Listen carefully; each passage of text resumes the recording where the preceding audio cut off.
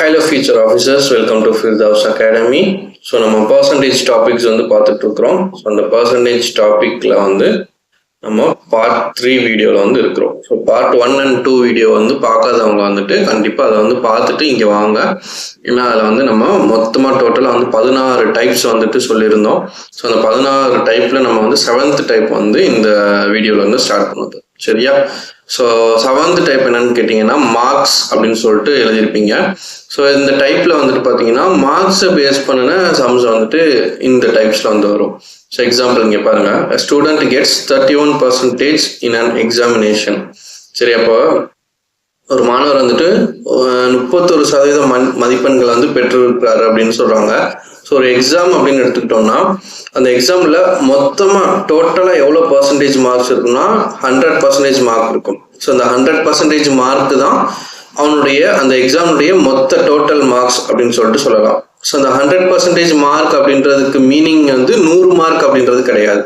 இப்போ ஒரு டெஸ்ட் நீங்க எழுதுறீங்க, அந்த டெஸ்ட்ல முழுமையான மதிப்பெண்கள் வந்துட்டு 50 மார்க் அப்படின்னா அவன் 50க்கு 50 எடுத்தான் அப்படின்னா அவனுடைய பெர்சன்டேஜ் கேட்டீங்கன்னா இன்டூ 100 நான் 100ஆல மல்டிப்ளை பண்ணாதான் என்னுடைய ஒரு ஃப்ராக்ஷனை நான் வந்து பெர்சன்டேஜா கன்வெர்ட் பண்ண முடியும். ஸோ 50க்கு 50 அடிச்சோம்னு சொன்னா 1ன்னு இருக்கும். ஸோ 1x100 மதிப்பெண்கள் அவன் பெற்றிருக்கிறான்.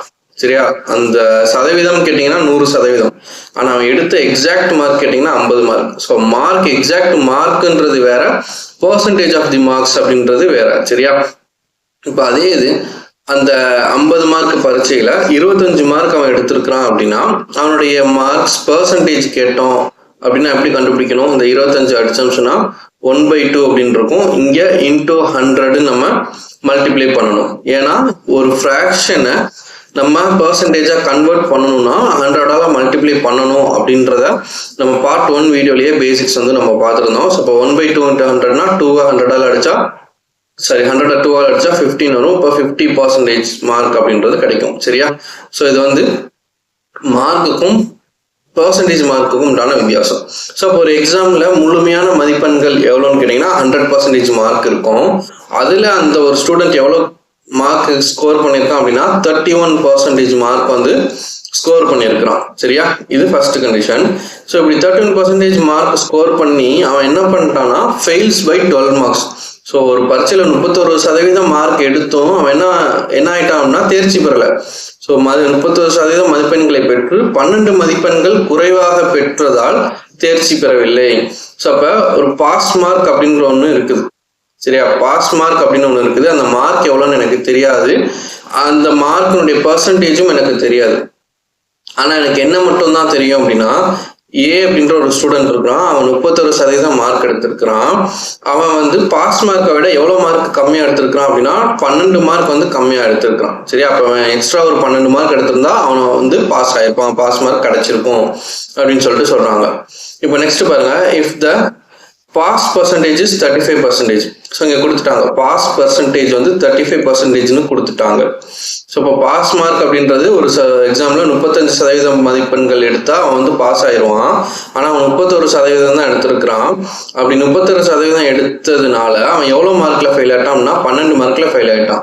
இப்போ find the maximum marks of the examination. So ஒரு எக்ஸாம்ல மேக்ஸிமம் மார்க் அப்படின்றது எவ்வளோ கேட்குறாங்க? 100% எவ்வளோ அப்படின்னு சொல்லிட்டு கேட்குறாங்க.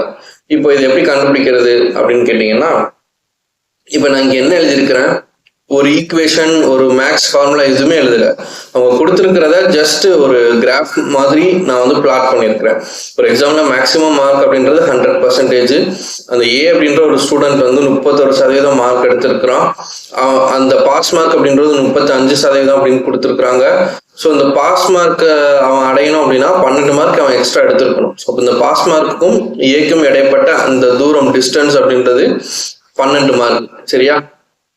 ஸோ அப்ப ஏக்கும் பாஸ் மார்க்குக்கும் இடைப்பட்ட அந்த பர்சன்டேஜ் டிஃபரன்ஸ் எவ்வளோ? ஏ வந்து 31%, பாஸ் மார்க் வந்து 35%. ஸோ அப்போ பர்சன்டேஜ்ல சொன்னோம்னா அதனுடைய டிஸ்டன்ஸ் எவ்வளோன்னு கேட்டீங்கன்னா 4%. ஸோ இந்த 4% தான் இந்த 12 மார்க் அப்படின்றத நான் சொல்லலாமா? புரியுதா? ஸோ அந்த ஏக்கும் பாஸ் மார்க்குக்கும் இடையில அந்த பர்சன்டேஜ் டிஃபரன்ஸ் பார்த்தீங்கன்னா இது 35%, இது 31%. ரெண்டு பேருக்கும் இடையில உள்ள டிஸ்டன்ஸ் வந்து 4%. ஸோ 4% தான் இடைப்பட்ட தூரம். அதே மாதிரி இடைப்பட்ட தூரம் வந்து மார்க்ல கேட்டோம் அப்படின்னா 12 மார்க். ஸோ மார்க்குக்கும் பெர்சன்டேஜுக்கும் வித்தியாசம் நான் சொன்னேன் இல்லையா? ஸோ அப்போ 4% 12 மார்க் அப்படின்னா அவங்க என்ன கேட்டிருக்கிறாங்க? மேக்சிமம் மார்க் கேட்டிருக்கிறாங்க. மேக்சிமம் மார்க்ன்றது 100% எவ்வளோ அப்படின்னு சொல்லிட்டு நம்ம கண்டுபிடிக்கணும். ஸோ இதுதான் பாக்ஸ் மெத்தட்னு நம்ம பார்த்தோம். இது ஈஸியாக சால்வ் பண்ணிடுவீங்களா? ஸோ இப்போ இது எப்படி நேராக ஹரிசாண்டலாக உள்ளதை நம்ம கேன்சல் பண்ணலாமா? ஸோ 4 3s are 12 நம்ம அடிச்சோம்னு சொன்னா இதை கிராஸ் மல்டிப்ளை பண்ணுங்க. x ஈக்குவல் டு 3 × 100 300 அப்படின்னு கிடைக்கும். ஸோ அப்போ மேக்ஸிமம் மார்க் அப்படின்றது ஒரு எக்ஸாம்பிள் எவ்வளோ 300 மார்க்ஸ் இருக்குது. அந்த 300 மார்க்ல நம்ம எடுத்தது 31% தான். இப்போ அவங்க மேக்ஸிமம் மார்க்னு கேட்காம ஃபைண்ட் த மார்க் ஆஃப் ஏனுடைய அந்த ஸ்டூடெண்ட்டுடைய மார்க் எவ்வளோ அப்படின்னு கேட்டிருந்தாங்கன்னா நீ என்ன பண்ணியிருக்கணும்? 4% அப்படின்றது 12 மார்க் அப்படின்னா இந்த ஏனுடைய பர்சன்டேஜ் எவ்வளோ? 31%. இப்போ 31% வந்து எவ்வளோ அப்படின்னு சொல்லிட்டு நீங்கள் கண்டுபிடிச்சிருக்கணும். இல்லை பாஸ் மார்க் கேட்குறாங்க அப்படின்னா 35%. பாஸ் மார்க்ன்றது 35% கொடுத்துட்டாங்களா? ஸோ இப்போ 35%ன்றது எவ்வளோ அப்படின்ற மாதிரி நீங்கள் கண்டுபிடிக்கணும். சரியா? ஸோ அப்போ உங்களுக்கு தெரிய வேண்டிய கான்செப்ட் வந்து இந்த ஒரு படம் தான். இந்த ஒரு படத்தை வச்சுக்கிட்டு ஒரு 2 விஷயத்துக்கு இடைப்பட்ட டிஸ்டன்ஸ் கிடைச்சிரும், அதே மாதிரி மார்க் கிடைச்சிரும். ஸோ இதை வச்சுக்கிட்டு அவங்க என்ன கேட்குறாங்களோ அதுக்கேற்ற மாதிரி நீங்கள் வந்து ஆல்டர் பண்ணிக்கலாம். சரியா? ஸோ ஈஸியாக தான் இருக்கும் இந்த மெத்தடு. ஸோ இதை பாருங்க. Next question. 2 persons wrote same exam. So ஒரு எக்ஸாம் வந்து 2 person எழுதுறாங்க. ஒரே எக்ஸாமை 2 பேர் எழுதுறாங்க. 2 பேரை வச்சு கம்பேர் பண்றாங்க. Person A got 40 marks of total marks. அதாவது ஒரு எக்ஸாம்ல டோட்டல் மார்க் அப்படின்றது நம்ம எவ்வளோ சொல்லுவோம்? 100% சொல்லுவோம். அதில் ஏ அப்படின்றவன் 40% மார்க் வாங்கி and failed by 5 marks. So இப்போ பாஸ் மார்க் அப்படின்னு ஒன்று இருக்குது. ஸோ இந்த பாஸ் மார்க் அப்படின்றது எவ்வளோன்னு தெரியல. ஏன்றவன் என்ன ஆயிட்டான்? பாஸ் ஆயிட்டானா ஃபெயில் ஆயிட்டானான்னு கேட்டால் ஃபெயில் ஆயிட்டான். ஸோ அப்போ ஃபெயில் ஆயிட்டான் அப்படின்னா பாஸ் மார்க்கை விட கம்மியாக தான் எடுத்திருப்போம். அதனால நான் கீழே எழுதுறேன். பாஸ் மார்க்குக்கு கீழே வந்து ஏனுடைய மார்க்கை நம்ம வந்து எழுதுறோம். ஓகேவா? ஸோ இது வந்து பார்த்தீங்கன்னா 0 1 2 3 அப்படின்னு சொல்லிட்டு அப் டு 100% வரைக்கும் இந்த மார்க் பர்சன்டேஜ் வந்து இன்க்ரீஸ் ஆகிட்டே போகுது. ஸோ அப்போ ஏன்றவன் ஃபெயில் ஆகிட்டதுனால பாஸ் மார்க்குக்கு கீழே எழுதுறேன். அந்த ஏன்றவன் எவ்வளோ பர்சன்டேஜ் மார்க் வந்து வாங்கியிருக்கிறான் அப்படின்னு கேட்டிங்கன்னா 40% மார்க்ஸ் வந்து வாங்கியிருக்கிறான். அண்ட் ஃபெயில்டு பை எவ்வளோ மார்க்? 5 மார்க்கில் வந்து ஃபெயில் ஆகிட்டான். ஸோ அப்போ பாஸ் மார்க்குக்கும் அவனுக்கும் இடைப்பட்ட டிஸ்டன்ஸ் எவ்வளோன்னு கேட்டிங்கன்னா 5 மார்க்கு. ஏ வாங்கின மார்க் பர்சன்டேஜ் கேட்டிங்க அப்படின்னா 40%. சரியா?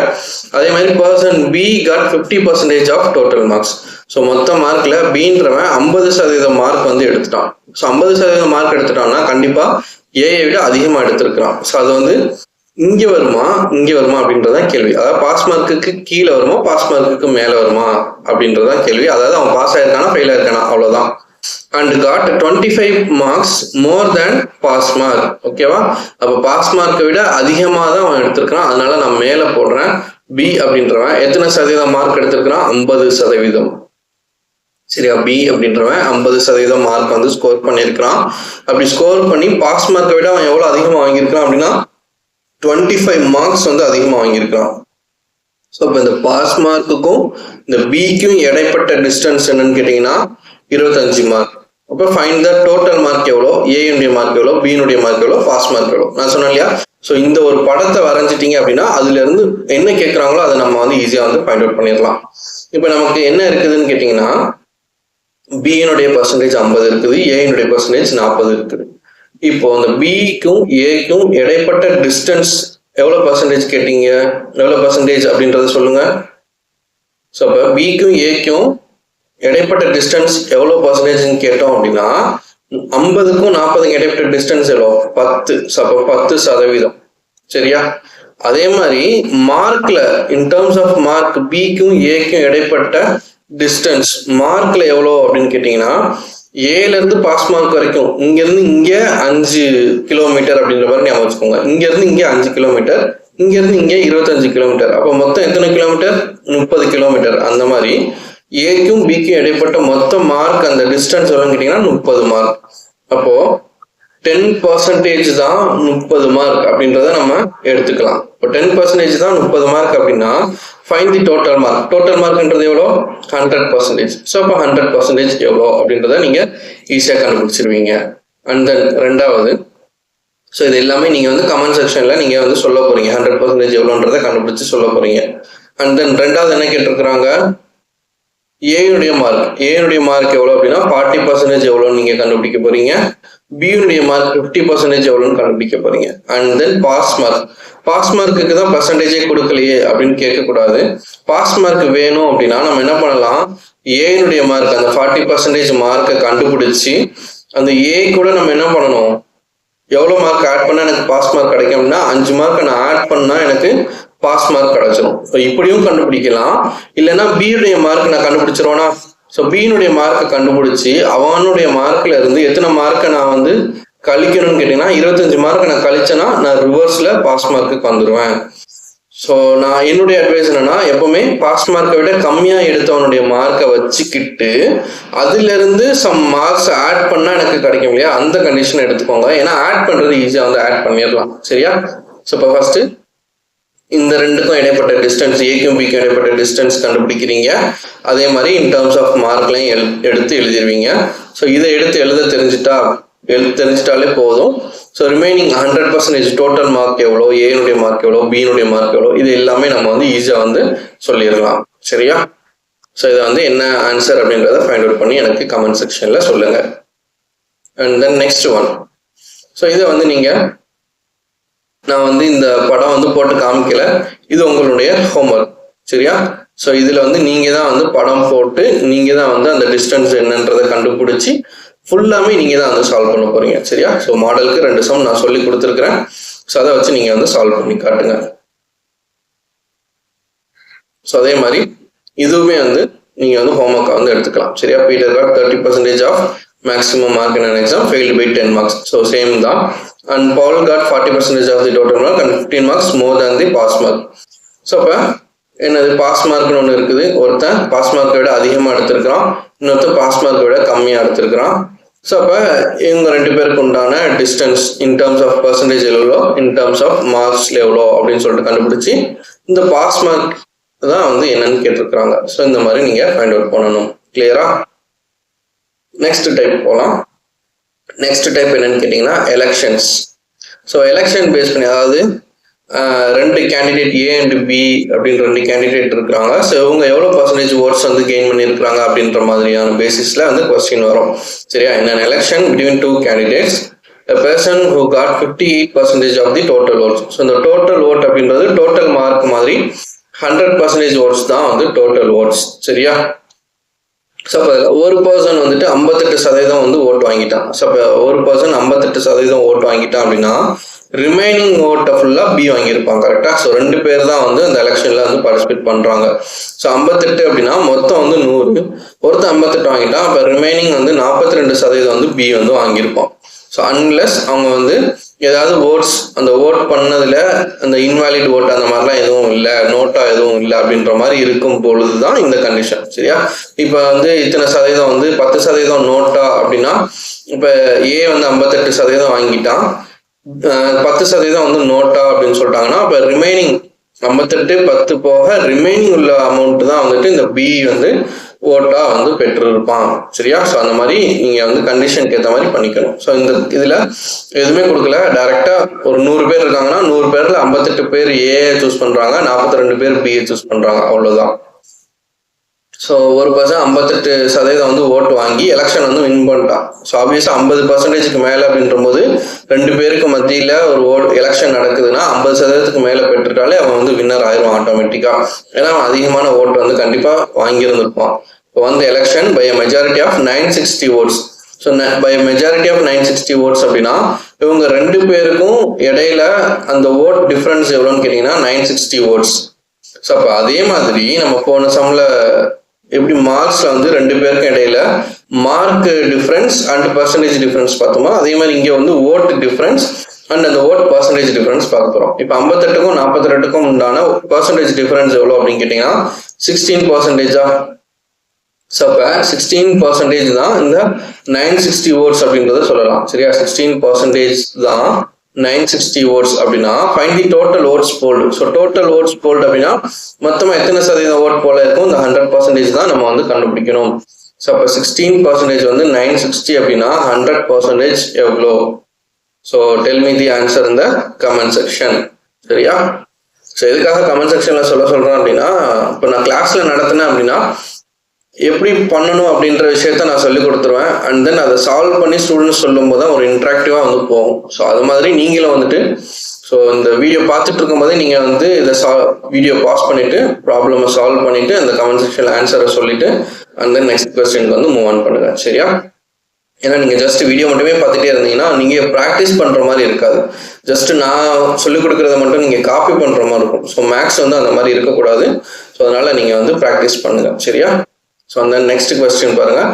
இன் college candidate scored 62% of total votes. So மொத்த ஓட்டில் 62% வந்து ஓட் வந்து வாங்கியிருக்கிறான். And is selected by majority of 144 votes. So find the total votes polled. Same method தான், அதே மாதிரி தான் நீங்கள் பண்ண போறீங்க. ஒரு 2 பேர் இருக்கிறாங்க. ஸோ ஒருத்தன் 62% ஓட் வாங்கியிருக்கான் அப்படின்னா மிச்சம் உள்ளதை பி வாங்கியிருப்பான். அது எவ்வளோ? அண்ட் தென் இவங்க 2 பேருக்கும் இடைப்பட்ட அந்த பர்சன்டேஜ் டிஃப்ரென்ஸ் எவ்வளோ? அண்ட் தென் இவங்க 2 பேருக்கும் இடையில உள்ள அந்த ஓட் டிஃபரன்ஸ் வந்து எவ்வளோ? ஸோ அந்த ஓட் டிஃபரன்ஸ் மெஜாரிட்டி பார்த்தீங்கன்னா 144 votes-ன்னு கொடுத்துருக்குறாங்க. ஸோ இப்போ இந்த பர்சன்டேஜையும் இந்த ஓட்ஸையும் நீங்கள் வந்து ஈக்குவேட் பண்ணிட்டீங்க அப்படின்னா உங்களுக்கு என்ன கேட்டிருக்கிறாங்க? டோட்டல் ஓட்ஸ் வந்து கேட்குறாங்க. அப்போ 100% வந்து எவ்வளோ அப்படின்றது நீங்கள் ஈஸியாக சொல்லிடலாம். சரியா? So and then next one பார்த்தீங்கன்னா இது வந்து அடுத்த டைப். ஸோ இது என்னன்னு கேட்டிங்கன்னா, குமார் அப்படின்றவன் வந்துட்டு என்ன பண்ணுறான்? ஸ்பெண்ட்ஸ் 20% ஆஃப் his monthly salary on rent, 25% on food, 10% on travel, 15% on education, 18% on shopping அப்படின்னு சொல்லிட்டு கொடுத்துருக்காங்க. ஸோ அப்போ இந்த மாதிரி சம்பளம் வந்துட்டு அவன் வந்து இன்கம் அப்படின்னு ஒன்று ஏர்ன் பண்ணுவான். ஸோ அந்த இன்கம்ல இருந்து அவன் சில எக்ஸ்பென்சஸ் வந்துட்டு பண்ணுவான். அது போக ரிமைனிங் ஏதாவது இருந்துச்சுன்னா சேவிங்ஸ் அப்படின்னு சொல்லிட்டு ஒன்று பண்ணுவான். சரியா? ஸோ அவனுடைய மொத்த இன்கம்ல இருந்து ஒரு சில அமௌண்ட்டை வந்து செலவு பண்ணுவான். அதுதான் வந்து எக்ஸ்பென்சஸ். ஸோ அது போக ரிமைனிங் அவன் கையில் இருக்கிறது தான் வந்து சேவிங்ஸ் அப்படின்னு சொல்லிட்டு சொல்லுவோம். ஸோ இந்த இன்கம்மை நம்ம எப்பவுமே 100% அப்படின்றத தான் நம்ம எடுத்துக்கணும். ஸோ அவன் கையில் வரக்கூடிய சேலரியை நம்ம 100% எடுத்துக்க போகிறோம். ஸோ அதுலேருந்து கொஞ்சம் சதவீதம் வந்து அவன் வெளியில் வந்து செலவு பண்ணுறான். ஸோ அப்படி செலவு பண்ணுறது பார்த்தீங்கன்னா 20% மொத்த அந்த 100%ல இருந்து 20% வந்து ரெண்ட்டுக்கும், 25% வந்து ஃபுட்டுக்கும், 10% ட்ராவல், 15% எஜுகேஷன், 18% வந்து ஷாப்பிங். ஸோ மொத்தம் பார்த்தீங்கன்னா 20, 25, 10, 15, 18ன்னு சொல்லிட்டு இவ்வளோ இது வந்து அவன் வந்து ஸ்பெண்ட் பண்ணுறான். ஸோ அப்போ 10, 18, 8, 1, 5, 3, 8. ஸோ அப்போ மொத்தம் எத்தனை சதவீதம் வந்து எக்ஸ்பென்ஸ் பண்ணுறான் அப்படின்னா 88% வந்து அவன் எக்ஸ்பென்ஸ் வந்து பண்ணுறான். சரியா? அவன் இப்போ எக்ஸாம்பிளுக்கு மொத்தம் வந்து ஒரு 100 ரூபா அவன் வச்சிருந்தான் அப்படின்னா அந்த 100 ரூபாயில் 20 ரூபா வந்து ரெண்ட்டுக்கு, 25 ரூபா ஃபுட்டுக்குன்னு சொல்லிட்டு அப்படி செலவு பண்ணி எவ்வளோ செலவு பண்ணிட்டான்னா 88% அவன் ஃபுல்லாக வந்து செலவு பண்ணிட்டான். ஸோ அப்போ ரிமைனிங் எவ்வளோ சதவீதம் அவன் கையில் இருக்கும்னு கேட்டிங்கன்னா 100%ல் 88 போச்சுன்னா ரிமைனிங் 12% தான் அவனுடைய சேவிங்ஸ் வந்து இருக்கும். ஸோ அந்த 12% தான் அவனுடைய சேவிங்ஸ். ஸோ அப்போ அவங்க கொடுத்த இந்த ஒரு ஃபர்ஸ்ட் ஸ்டேட்மெண்ட், அந்த ஃபர்ஸ்ட் கண்டிஷனை வச்சு நான் இதை வந்து கண்டுபிடிச்சிருக்கிறேன். என்னது? இன்கம் எப்பவுமே ஆல்வேஸ் 100% எடுத்துக்கணும்.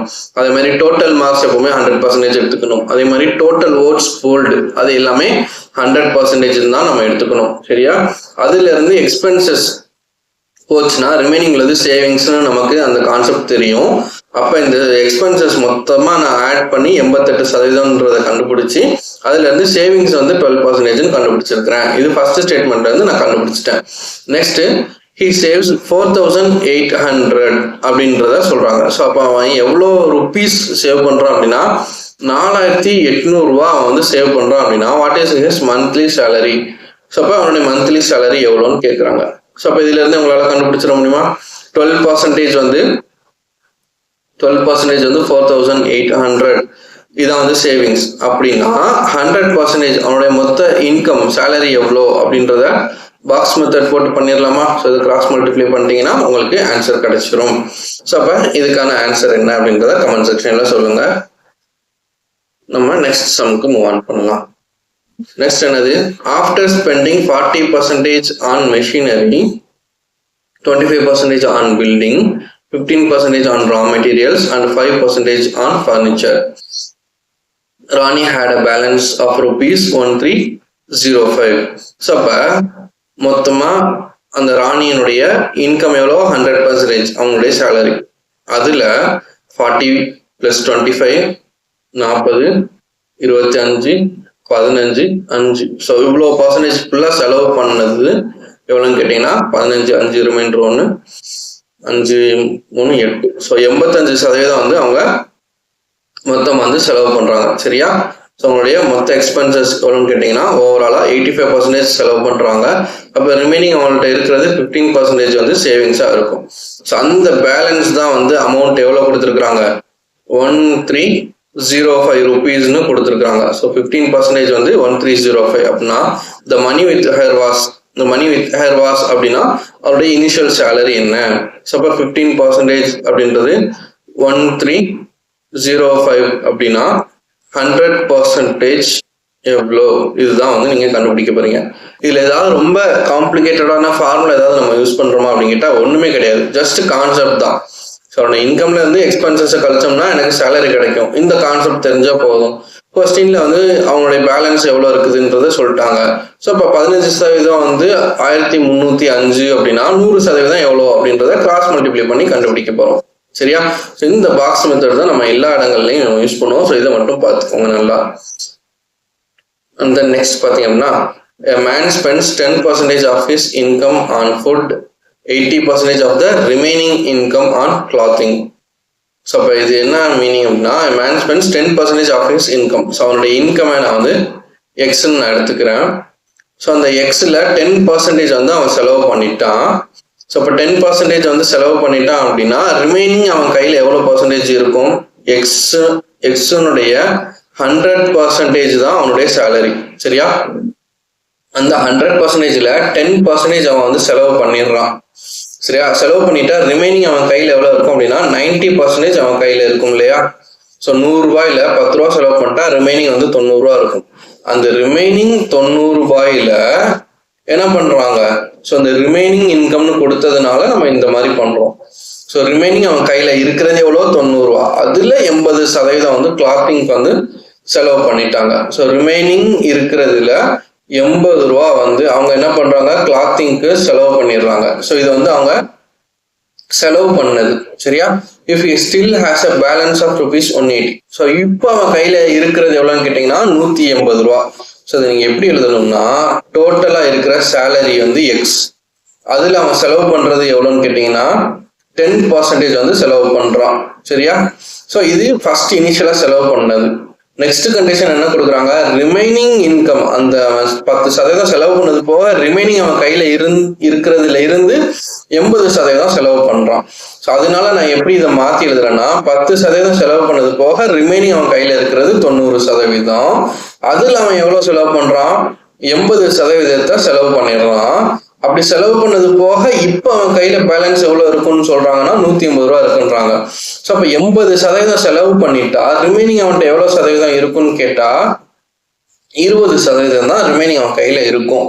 ஸோ இதுதான் எதுக்கு ஈக்குவல்னு சொல்றாங்கன்னா 180 ரூபீஸ்க்கு ஈக்குவல் அப்படின்னு சொல்றாங்க. என்கிட்ட இனிஷியலா எக்ஸ்ன்னு ஒரு வேல்யூ இருந்துச்சு, எக்ஸ்ன்னு ஒரு ரூபீஸ் 100 ரூபா இருந்துச்சு. அதுல நான் 10 ரூபா செலவு பண்ணிட்டேன். 10 ரூபா செலவு பண்ணிட்டா ரிமைனிங் என் கையில எவ்வளவு இருக்கும்னு கேட்டீங்கன்னா 90 ரூபாய் தான் இருக்கும்.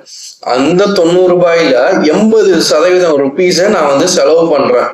அப்படி நான் செலவு பண்ணிட்டேன் அப்படின்னா ரிமைனிங் என் கையில எவ்வளவு இருக்கும்னு சொல்றாங்கன்னா 180 ரூபீஸ் இருக்கும்னு சொல்றாங்க. ஸோ இப்போ ரிமைனிங் என் கையில எவ்வளவு இருக்கும் அப்படின்றத தான் நான் பார்க்கணும். அப்ப 80% நான் செலவு பண்ணிட்டேன் அப்படின்னா ரிமைனிங் எனக்கு எவ்வளவு கையில இருக்கிறது 20% தான் என் கையில இருக்கும். அதனாலதான் நம்ம 20ன்னு எழுதுறோம், 80ன்னு எழுதக்கூடாது. இங்க பாத்தீங்கன்னா 10ன்னு இருக்குது, நம்ம 10 எழுதல. இது எல்லாமே நம்ம ரிமைனிங் என் கையில எவ்வளவு இருக்குதுன்றதை பேஸ் பண்ணி தான் நம்ம எழுதியிருக்கிறோம்.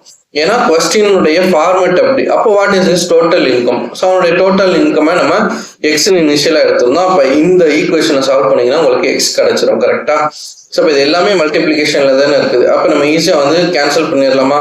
ஸோ 90 into 2 வந்து 180 நம்ம அடிச்சிடலாம். ஸோ 2 அடிச்சோம்னா 10 கிடைக்கும். ஒரு 0க்கு ஒரு 0 கேன்சல். ஸோ அப்போ இங்க 100 இருக்குது, இங்க ஒரு 10 இருக்குது, அப்போ 1000 கிடைக்குமா? அப்போ எக்ஸ் ஈக்குவல் டு 1000 அப்படின்னு வரும். ஸோ 1000 ரூபாய் வந்து இருக்குது அவன் கையில. சரியா? ஸோ இதை வந்து நம்பர்ஸ் வச்சு நம்ம ட்ரை பண்ணி பார்க்கலாம். இனிஷியலாக அவன்கிட்ட வந்து 1000 ரூபா வந்து இருந்துச்சு. அதில் 10% செலவு பண்ணிட்டான். 10% அப்படின்னா 1000 ரூபாயில் 10%ன்றது ஒரு டிஜிட் தள்ளி நம்ம புள்ளி வைப்போம். அப்போ அவனுடைய 10% செலவு அப்படின்றது 100 ரூபாய். சரியா? 10% வந்து செலவு பண்ணிட்டான். ஸோ அது எவ்வளோன்னு கேட்டிங்கன்னா 100 ரூபாய் செலவு பண்ணிட்டான். அப்போ ரிமைனிங் அவன் கையில் எவ்வளோ இருக்கும்? 900 rupees அவன் கையில் இருக்கும். ஸோ அப்போ அந்த 900 rupeesலேருந்து அவன் எவ்வளோ செலவு பண்ணுறான்? 80% வந்து செலவு பண்ணுறான். ஸோ 900 rupeesலேருந்து 80% செலவு பண்ணுறான் அப்படின்னா 900 rupeesல 80%ன்றது எவ்வளோ? நான் சொல்லி கொடுத்துருக்கேன்னா 900 rupeesல 80% எப்படி கண்டுபிடிக்கிறது? 900ல 10% அப்படின்றது 90. ஒரு டிஜிட்டை தள்ளி புள்ளி வைக்கணும். அப்போ 10% அப்படின்றது 90. அதுவே 80% எனக்கு வேணும் அப்படின்னா அந்த 10%-ஐ நான் 8ஆல மல்டிப்ளை பண்ணால் எனக்கு 80 கிடைக்கும். அதே மாதிரி இந்த ருப்பீஸை வந்துட்டு நான் 8ஆல மல்டிப்ளை பண்ணால் 80% எவ்வளோன்றது கிடைக்கும். ஸோ அப்போ 9 8s are 72. ஸோ அப்போ 720 rupees தான் வந்து 900ல 80%. கிளியரா? 900ல 10%ன்றது 90. அப்போ 80%ன்றது என்ன பண்ணணும்? 8ஆல மல்டிப்ளை பண்ணணும். அதுதான் நான் பண்ணியிருக்கிறேன். சரியா? அப்போ இந்த 720 rupees அப்படின்றது என்னது? 900ல 80%. இந்த 720 rupees வந்து அவன் செலவு பண்ணிட்டான். சரியா? இப்படி செலவு பண்ணது போக ரிமைனிங் அவன் கையில இருக்கிறது எவ்வளவு இருக்கும்னு கேட்டீங்கன்னா 20% தான் அவன் கையில இருக்கும். சரியா? அந்த 20% தான் என்ன சொல்றாங்க? 180ன்னு அவங்க கொஸ்டின்ல கொடுத்துருக்காங்க. இன்னைக்கு 180 வருதா? 900ல 720 போச்சுன்னா ரிமைனிங் எவ்வளோ? 180 rupees தான் என் கையில இருக்கும். கரெக்டா? ஸோ அந்த ஆன்சர் எனக்கு வந்துருச்சா? புரியுதா அது? ஸோ 180 rupees அப்படின்றது தான் ரிமைனிங் என் கையில இருக்குது. ஸோ இதை தான் வந்து அவங்க கொடுத்துருக்குறாங்க. நம்ம வந்து பர்சன்டேஜ்ல நம்ம எழுதிருக்கிறோம். ஸோ இதை வந்து டைப் நம்பர் 10 அப்படின்னு சொல்லிட்டு நம்ம சொல்றோம். சக்சஸிவ் ரிடக்ஷன் அப்படின்ட்டு. ஸோ போன சம்க்கு இந்த சம்க்கு என்ன டிஃபரன்ஸ் அப்படின்னா, போன சம்ல பாத்தீங்கன்னா டைரக்டா இப்போ இந்த ஃபர்ஸ்ட் மெத்தட் பாருங்களேன். இந்த மெத்தட் டைரக்டா என்ன பண்ணிட்டோம்? 100%ல இருந்து இந்த எக்ஸ்பென்சஸை ஃபுல்லா நம்ம ஆட் பண்ணிட்டோம். 20 25 10 15 18ன்னு சொல்லிட்டு எல்லாத்தையும் நம்ம ஆட் பண்ணி அட் அ டைம்ல ஒன்னா வந்து நம்ம 88% கழிச்சு ரிமைனிங் வந்து 12% அப்படின்றத சொல்லிட்டோம். ஸோ இந்த 12%க்கு ஈக்குவலண்டான சேவிங்ஸ் வந்து 4800 சொல்லிட்டு நம்ம ஈக்குவேட் பண்ணோம். ஸோ இது வந்து என்கிட்ட இருக்கிற மொத்த அமௌண்ட்ல இருந்து மொத்த எக்ஸ்பென்சஸை கழிச்சிடுறது. இப்போ நம்ம பார்த்த மெத்தட் என்னன்னு கேட்டீங்கன்னா, என்கிட்ட இருக்கிற மொத்த சேலரியில ஃபர்ஸ்ட் ஒரு அமௌண்ட் வந்து செலவு பண்றோம். அது செலவு பண்ணது போக இருக்கிற ரிமைனிங் அமௌண்ட்ல இருந்து ஒரு % செலவு பண்றோம். அது செலவு பண்ணது போக இருக்கிற ரிமைனிங்ல இருந்து கொஞ்சம் செலவு பண்ணும். ஸோ இப்படி இருக்கிற ரிமைனிங் சொல்லிட்டு செலவு பண்ற பர்சன்டேஜ் கழிச்சுட்டு ரிமைனிங் இருக்கிற பர்சன்டேஜை மட்டும் நான் இந்த ஈக்குவேஷன்ல வந்து கொண்டு வருவேன். ஸோ அப்படி கொண்டு வரும்போது எனக்கு ஃபைனலாக இருக்கிற சேவிங்ஸ் வந்து இவ்வளோ ருபீஸ்னு கொடுக்கும்போது இந்த எக்ஸை வந்து டேரெக்டாக நான் கேன்சல் பண்ணி ஆன்சர் பண்ணிடுவேன். ஸோ அப்போ நீங்கள் என்ன பண்ணலாம் அப்படின்னா, இந்த மாதிரி நம்பர்ஸில் வந்து போட்டு பார்த்து கரெக்டாக வருதான்னு செக் பண்ணி பார்த்துக்கலாம். ஸோ இனிஷியலாக நீங்கள் கற்றுக்கும் போது இந்த மாதிரி பண்ணுறது தப்பு இல்லை. ஓகேவா? ஸோ நெக்ஸ்ட் ஒன் இப்போ அதே மாதிரி இருப்பாங்க. A man bought some apples of which 13% of them were rotten. So அப்போ ஒரு மனுஷன் வந்து சம் ஆப்பிள்ஸ் வந்து வாங்குறான். So X amount of apples வந்து வாங்குறான். அதுல வந்து என்ன ஆச்சு? 13% வந்து 13%னா 13/100 எழுதலாம். அது வந்து அழுகி போயிடுச்சு. He sold 75% of the balance. So அப்ப 75% of the balance அப்படின்னா 13% வந்து ராட்டன் ஆயிடுச்சு, அழுகிருச்சு. அப்ப பேலன்ஸ்ல இருக்கிறது, ரிமைனிங் இருக்கிறதுல அவன் 75% வந்து சால்வ் பண்றான். ஸோ இப்போ 13% வந்து போக ரிமைனிங் என் கையில எவ்வளவு இருக்கும் அப்படின்னா 87% தான் என் கையில வந்து ஆப்பிள்ஸ் வந்து இருக்கும். சரியா? 13% அழுகி போயிடுச்சு. ரிமைனிங் 87 ஆப்பிள் தான் என்கிட்ட இருக்குது. அந்த ரிமைனிங் ஆப்பிள்ல அவன் என்ன பண்றான்? 75% அவன் விற்கிறான். சரியா? 75% ரிமைனிங் இருக்கிற 87ல 75% அவன் விற்கிறான். ஸோ அப்படி விற்கும் போது he was left with 261 apples. So அப்படி ரிமைனிங் இருக்கிறதுல வித்தது போக ரிமைனிங் அவன் கையில இருக்கிறது 261. ஸோ இப்பயும் என்னது? ரிமைனிங் இருக்கிறது தான் நம்ம எழுதணும். அவன் செல் பண்ணதை எழுதக்கூடாது. அப்போ 75% அவன் வித்துட்டான் அப்படின்னா ரிமைனிங் கையில எவ்வளவு இருக்கும்? 25% தான் இருக்கும். ஸோ அப்படி இருக்கும்போது இது மொத்தம் 100%ல 13% அழுகிருச்சு. இப்ப ரிமைனிங் என் கையில இருக்கிறது 87 தான். இந்த ரிமைனிங்ல 75% அவன் வந்து சேல் பண்ணிட்டான். அப்படி சேல் பண்ணது போக ரிமைனிங் என் கையில இருக்கிறது 25% தான். அதுதான் எதுக்கு ஈக்குவல்னு சொல்றாங்க, இந்த 261 ஆப்பிள்ஸ்க்கு ஈக்குவல்னு சொல்றாங்க. அப்போ how many apples did he have initially? So இனிஷியலா எவ்வளவு இருக்குது அப்படின்னா இந்த எக்ஸ் தான் இனிஷியலா இருக்கிற அமௌண்ட். அப்போ இதை வச்சு நீங்க ஈஸியா வந்து கேன்சல் பண்ணி எக்ஸனுடைய அமௌண்ட் என்ன அப்படின்றத நீங்க வந்து ஃபைண்ட் அவுட் பண்ணி ஆன்சர் சொல்ல போறீங்க. ஓகேவா? ஓகே, இப்போ நெக்ஸ்ட் சம் பாருங்க. A man spends 35% of his income on food. So ஃபுட்டுக்கு அவன் 35% செலவு பண்றான். And 25% on education. ஸோ சில்ட்ரனோட எஜுகேஷனுக்கு 25% செலவு பண்றான். And 80% of the remaining on house rent. So அப்போ இந்த ஃபர்ஸ்ட் இது பார்த்தீங்கன்னா இதுக்கு முன்னாடி பார்த்த டைப்பை வந்து டினோட் பண்ணுவோம். ஸோ இதுக்கு முன்னாடி பண்ண டைப் பண்ணது மொத்தம் வந்துட்டு வந்து 100% வந்து இன்கம் இருக்குது. அதில் 35% ஃபுட்டுலையும் 25% எஜுகேஷன்லையும் இந்த மாதிரி வரிசையாக நம்ம ஆட் பண்ணிக்கிட்டே போவோம். ஸோ இப்போ டோட்டலாக எவ்வளோ சதவீதம் எக்ஸ்பென்ஸ் பண்ணிட்டான்? 60% வந்து செலவு பண்ணிட்டான். அப்போ 100%ல் 60% செலவு பண்ணிட்டா ரிமைனிங் அவன் கையில் இருக்கிறது எவ்வளோ? 40% தான் அவன் கையில் வந்து இருக்கும். சரியா? இந்த 40%ல ரிமைனிங் அமௌண்ட் தானே 40%. இந்த 40%ல 80% என்ன பண்ணிடுறான்? ரெண்ட்டுக்கு வந்து செலவு பண்றான். ஸோ அப்ப இந்த 40% கூட நான் 80% மல்டிப்ளை பண்ணணும். சரியா? இந்த 40%ல 80% ரெண்ட்டுக்கு வந்து செலவு பண்ணிட்டான். சரியா? அப்போ ரிமைனிங் கடைசியா அவன் கிட்ட கையில எவ்வளவு பர்சன்டேஜ் தான் லெஃப்ட் அவுட் ஆயிருக்கும் அப்படின்றதான் கொஸ்டின். ஸோ அவனுடைய மொத்த இன்கம் வந்து எவ்வளோ பர்சன்டேஜ் வந்து லெஃப்ட் அவுட் ஆயிருக்கும் அப்படின்னு கேட்குறாங்க. இதை நான் நம்பர் வச்சு நான் உங்களுக்கு எக்ஸ்பிளைன் பண்றேன். இப்போ நான் 100% 100 rupeesனு நான் வச்சுக்கிறேன். சரியா? ஸோ என் கையில 100 ரூபாய் இருக்குது. அந்த 100 ரூபாயில நான் 60 ரூபா செலவு பண்ணிட்டேன். 35 ரூபா ஃபுட்டுக்கும் 25 ரூபா எஜுகேஷனுக்கும் நான் செலவு பண்ணிட்டேன். ஸோ அப்போ 60 ரூபா போக ரிமைனிங் என் கையில எவ்வளோ இருக்கும்? 40 ரூபா இருக்கும். சரியா? ஸோ அப்போ இனிஷியலா என்கிட்ட 100 ரூபாய் இருந்துச்சு. அந்த 100 ரூபாயில 60 ரூபா போக இப்போ என்கிட்ட எவ்வளவு இருக்குது? 40 ரூபா தான் இருக்குது. இப்போ என் கையில 40 ரூபா இருக்குது. இந்த 40 ரூபாயில நான் என்ன பண்றேன்? 80% நான் செலவு பண்றேன். 40 ரூபாயில 80% நான் வந்து செலவு பண்றேன். ஸோ 40 ரூபாயில 80% நான் செலவு பண்றேன்னா எவ்வளவு செலவு பண்ணியிருப்பேன்னு கேட்டீங்கன்னா 40 ரூபாயில 80% அப்படின்னா நீங்க எப்படி மல்டிப்ளை பண்ணீங்கன்னாலும் வரும். இல்ல 10% கண்டுபிடிச்சு 80% எவ்வளவு போட்டாலும் வரும். சரியா? ஸோ அப்போ 0 0 கேன்சல், இங்க ஒரு 0 0 கேன்சல். ஸோ அப்போ 8 4s are 32. ஸோ இந்த 32ன்றது என்னதுன்னு கேட்டீங்கன்னா 32 ரூபா அப்படின்றது நீங்க செலவு பண்றது. அதாவது 100 ரூபாய் என்கிட்ட இருந்துச்சு, 60 ரூபா நான் செலவு பண்ணிட்டேன், 40 ரூபா என் கையில இருக்குது. இந்த 40 ரூபாயில 80% நான் செலவு பண்றேன். ஸோ இந்த 40 ரூபாயில 80% நான் செலவு பண்றேன் அப்படின்னா 40 ரூபாயில 80% அப்படின்றது 32 ரூபா. இதை நான் வந்து செலவு பண்ணிட்டேன். அப்ப ரிமைனிங் என் கையில எவ்வளவு ருபீஸ் இருக்கும் அப்படின்னா 8 ரூபா தான் கடைசியா என்கிட்ட இருக்குது. கரெக்டா? 100 ரூபாயில இருந்து ஸ்டார்ட் ஆகி 60 ரூபா நான் செலவு பண்ணிட்டேன். என் கையில 40 ரூபா இருக்குது. அப்புறம் 32 ரூபா செலவு பண்ணிட்டேன். இப்ப என் கையில எவ்வளவு இருக்குது? 80 ரூபா தான் இருக்குது. ஸோ அப்ப 100 ரூபாயில இருந்து இப்ப என் கையில எவ்வளவுதான் இருக்குதுன்னு கேட்டீங்கன்னா 8 ரூபாய் தான் இருக்குது. அப்ப இவங்க என்ன கொஸ்டின் கேட்டிருக்காங்க? What % of his income he is left with. So மொத்தம் ஃபர்ஸ்ட் 100 ரூபாய் இருந்தது 100% நம்ம சொல்றோம். அப்ப 8 ரூபாயை நம்ம 8% சொல்லலாமா? கரெக்டா? ஸோ அப்ப 100% தான் 100 ரூபாய் அப்படின்னா 8 ரூபா அப்படின்றது எத்தனை பர்சன்டேஜ்? X%. ஸோ இந்த மாதிரி தான் நம்ம வந்து கண்டுபிடிக்கணும். சரியா? ஸோ இதை நீங்க வந்து இப்படியும் போடலாம். இல்லைன்னா இந்த இது இருக்குது இல்லையா, இந்த 80%. சரி, இந்த மெத்தட் அப்படியே இருக்கட்டும். இன்னொரு மெத்தட்ல நான் இங்கே சொல்றேன்.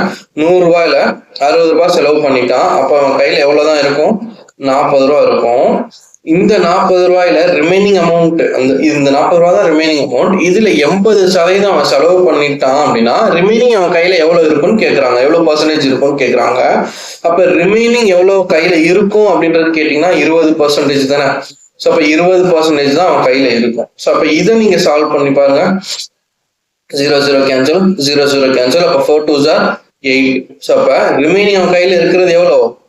8 rupees தான் அப்படின்றத நீங்க சொல்லலாம். இல்ல 8% தான் அப்படின்றத நீங்க சொல்லலாம். சரியா? ஸோ டைரக்டா இப்படியும் ரிமைனிங் அமௌண்ட் நீங்க போட்டும் எழுதலாம், இல்ல எக்ஸ்பென்ஸ் ஆன அமௌண்ட்டையும் போட்டு எழுதலாம். ஸோ ஒண்ணு இதை ஃபாலோ பண்ணி எழுதுங்க, இல்லைன்னா இதை ஃபாலோ பண்ணி எழுதுங்க. சரியா? ஸோ 2 மெத்தட் இருக்குது. இது ஒரு மெத்தட், இது ஒரு மெத்தட். 2 மெத்தட்ல நீங்க எப்படினாலும் உங்களுக்கு எப்படி வசதியோ நீங்க வந்து எழுதிக்கோங்க. சரியா? ஸோ இதுதான் வந்து சக்சஸிவ் சப்ட்ராக்ஷன், சக்சஸிவ் ரிடக்ஷன் அப்படின்றது. அண்ட் தென் இதுக்கப்புறம் 2 டைப் ரொம்ப ஈஸியான டைப். என்ன அப்படின்னா type number 12, A is what percentage of B அப்படின்னு சொல்லிட்டு பேசிக்கான கொஸ்டின்ஸ். ஸோ இதை நீங்க எப்படி சால்வ் பண்ணணும், எப்படி ஞாபகம் வச்சுக்கணும் அப்படின்றத நான் இனிஷியலாவே கொடுத்துருந்துருப்பேன். என்னன்னா is value by of value into 100. So அது என்ன இஸ் வேல்யூ ஆஃப் வேல்யூ அப்படின்னு கேட்டீங்கன்னா, இப்போ எக்ஸாம்பிளுக்கு 20 is what percentage of B, 20 is what percentage of 30 அப்படின்ற மாதிரி கேட்பாங்க. ஸோ இது எப்படி கால்குலேட் பண்றதுன்னு கேட்டீங்கன்னா, நீங்க வந்து என்ன பண்ணணும்னா இந்த வேர்டிங்ஸை வந்து நீங்க மேத்தமெட்டிக்கல் ஈக்குவேஷனா மாத்தணும். எப்படி மாத்தணும்? 20 இஸ் அப்படின்னா என்ன சொன்ன, ஈக்குவல் டு வாட் அப்படின்னா எப்பவுமே அன்னோன் வந்து நம்ம எக்ஸ்ன்னு எடுத்துப்போம். ஸோ எக்ஸ் பர்சன்டேஜை நம்ம ஈக்குவேஷன்ல மாற்றும் போது டிவைட் பை 100 போடுவோம். ஆஃப் அப்படின்னா இன்டூ 30. ஸோ இப்படி போடுவீங்க. இதுல நீங்க வந்து எக்ஸை நீங்க கண்டுபிடிச்சிங்கன்னா அதுதான் ஆன்சர். சரியா? ஸோ இப்போ எக்ஸ் எப்படி கண்டுபிடிக்கிறதுக்கு ஒரு ஜீரோ கேன்சல். ஸோ இப்போ எக்ஸ் ஈக்குவல் டு 200 இன்டூ 3 அப்படின்ற மாதிரி வரும். சரியா? So 20 is what percentage of 30 இப்படி போடலாம். இல்லைன்னா is value by of value into 100. So அது என்ன இஸ் வேல்யூ அப்படின்னா இஸ்ஸுக்கு பக்கத்தில் உள்ள வேல்யூ. இஸ்ஸுக்கு பக்கத்தில் உள்ள வேல்யூ என்னது 20 டிவைட் பை ஆஃப்க்கு பக்கத்தில் உள்ள வேல்யூ என்னது 30 இன்டூ 100. ஸோ இப்போ ஒரு ஜீரோ கேன்சல். அப்போ 600 டிவைட் பை 3. ஸோ இங்கே என்ன வரும்? So X equal to 200 divide by 3. இங்கே என்ன வரும்? 200 டிவைட் எக்ஸ், இங்க வந்து 200 போயிடும். ஸோ இங்க என்ன இருக்குது? 3x இருக்கு. அப்போ 3x ஈக்குவல் டு 200. அப்போ x equal to 200 divide by 3. So same தான் வரும் உங்களுக்கு. ஸோ 100 பை 3 வந்து 33.33% வரும். 200 அப்படின்னா 66.66% வரும். சரியா? ஸோ நீங்க இந்த மாதிரி மாத்தி இந்த ஈக்குவேஷனா நீங்க மாத்துறதுக்கு டைம் எடுக்கும் இல்லையா, அதை சிம்பிளிஃபை பண்றதுக்காக தான் இந்த ஒரு ஷார்ட்கட் மாதிரி நான் கொடுத்துருக்கிறேன். Is value by of value into 100. So is வேல்யூனா இஸ்க்கு பக்கத்தில் உள்ள வேல்யூ, ஆஃப் வேல்யூனா ஆஃப்க்கு பக்கத்தில் உள்ள வேல்யூ இன்டூ 100னா எனக்கு இது வந்து ஒரு ஃபிராக்ஷன்ல கிடைக்கும். அதை பர்சன்டேஜா மாத்துறதுக்கு இன்டூ 100. ஓகேவா? புரிஞ்சா? ஸோ நெக்ஸ்ட், ஸோ இதே மாதிரி தான் எல்லா சமும். இப்போ ஒரு நம்பர் கொடுத்து A is what percentage of B இந்த மெத்தட்ல கேட்டாங்க அப்படின்னா நீங்க எப்பவுமே is value by of value into 100 அப்படின்றத ஞாபகம் வச்சுக்கோங்க. ஸோ இது ஒரு டைப். அண்ட் தென் இன்னொரு டைப் பார்த்தீங்கன்னா 200 is how many percentage more than or less than இன்னொரு நம்பர் அப்படி கொடுத்தாங்கன்னா என்ன பண்ணணும்?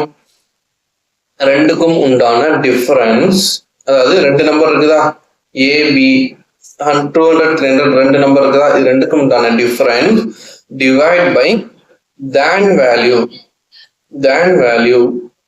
இன்டூ 100. டிஃபரன்ஸ் அதாவது 2 நம்பரை நம்ம கம்பேர் பண்ணி சொல்றதுனால ரெண்டுக்கும் டிஃபரன்ஸ். ஸோ ஒன்று மோர் ஒன்று லெஸ் அப்படின்ற மாதிரி சொல்றோம் இல்லையா. ஸோ அப்போ மோர் தென் லெஸ் தென் சொல்லும் போது ரெண்டுக்கும் உண்டான டிஃபரன்ஸ் டிவைட் பை than வேல்யூனா இந்த 300 பேஸ் பண்ணி இதை பொறுத்து எவ்வளவு அதிகம் எவ்வளவு கம்மின்னு நம்ம சொல்றோம். அதனாலதான் டினாமினேட்டர்ல than வேல்யூ. அதே மாதிரிதான் போன சம்லையும் ஆஃப் பி அப்படின்றது இந்த பியை பொறுத்து இதை பொறுத்து இது எத்தனை சதவீதம் அப்படின்னு கேட்கிறாங்க. ஸோ அப்ப இதை பொறுத்து அப்படின்ற போது இந்த 30 தான் வந்து என்னது நமக்கு ரெஃபரன்ஸா எடுத்துக்கிறோம். அதனால இது வந்து டினாமினேட்டர்ல இருக்கும். ஸோ எப்பவுமே ரெஃபரன்ஸ் வேல்யூ டினாமினேட்டர்ல இருக்கும்.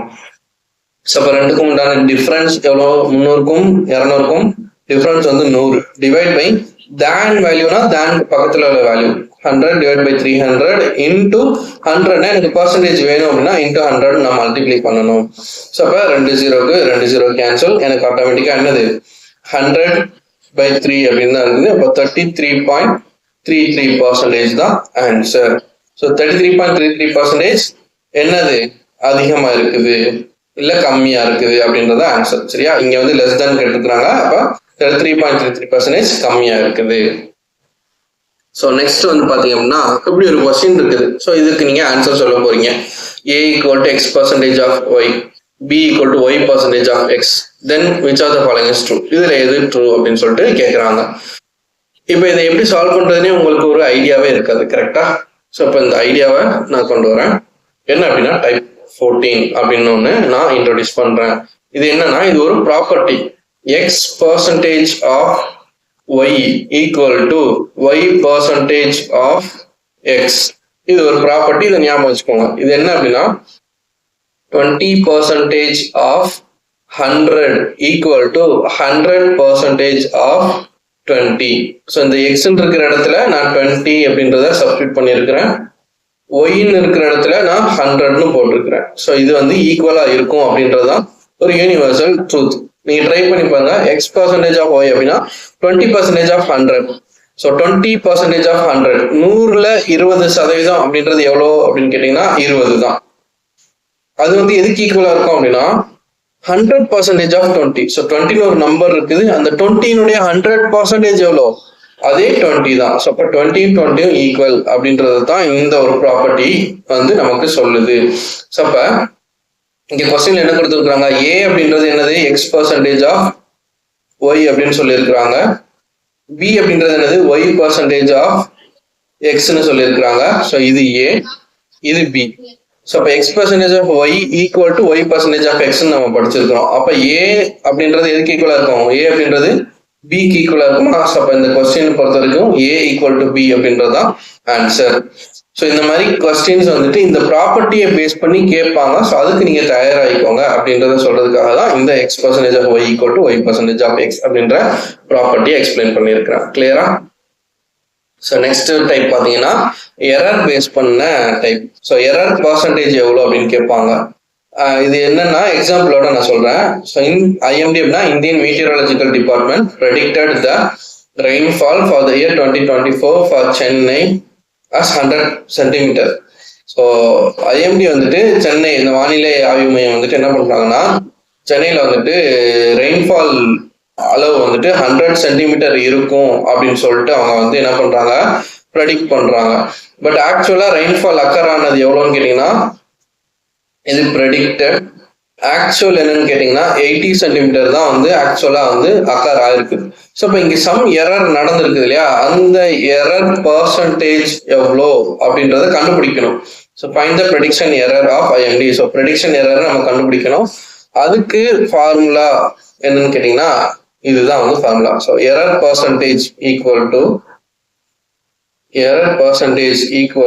Error value minus true value. Error வேல்யூனா நம்ம ப்ரெடிக்ட் பண்ணது எரர் ஆயிடுச்சுல, ஸோ தப்பான வேல்யூ தான் எரர் வேல்யூ. ஸோ அந்த எரர் வேல்யூ தான் என்னது 100 மைனஸ் ட்ரூ வேல்யூ. ஆக்சுவலா என்ன நடந்தது, ட்ரூ வேல்யூ.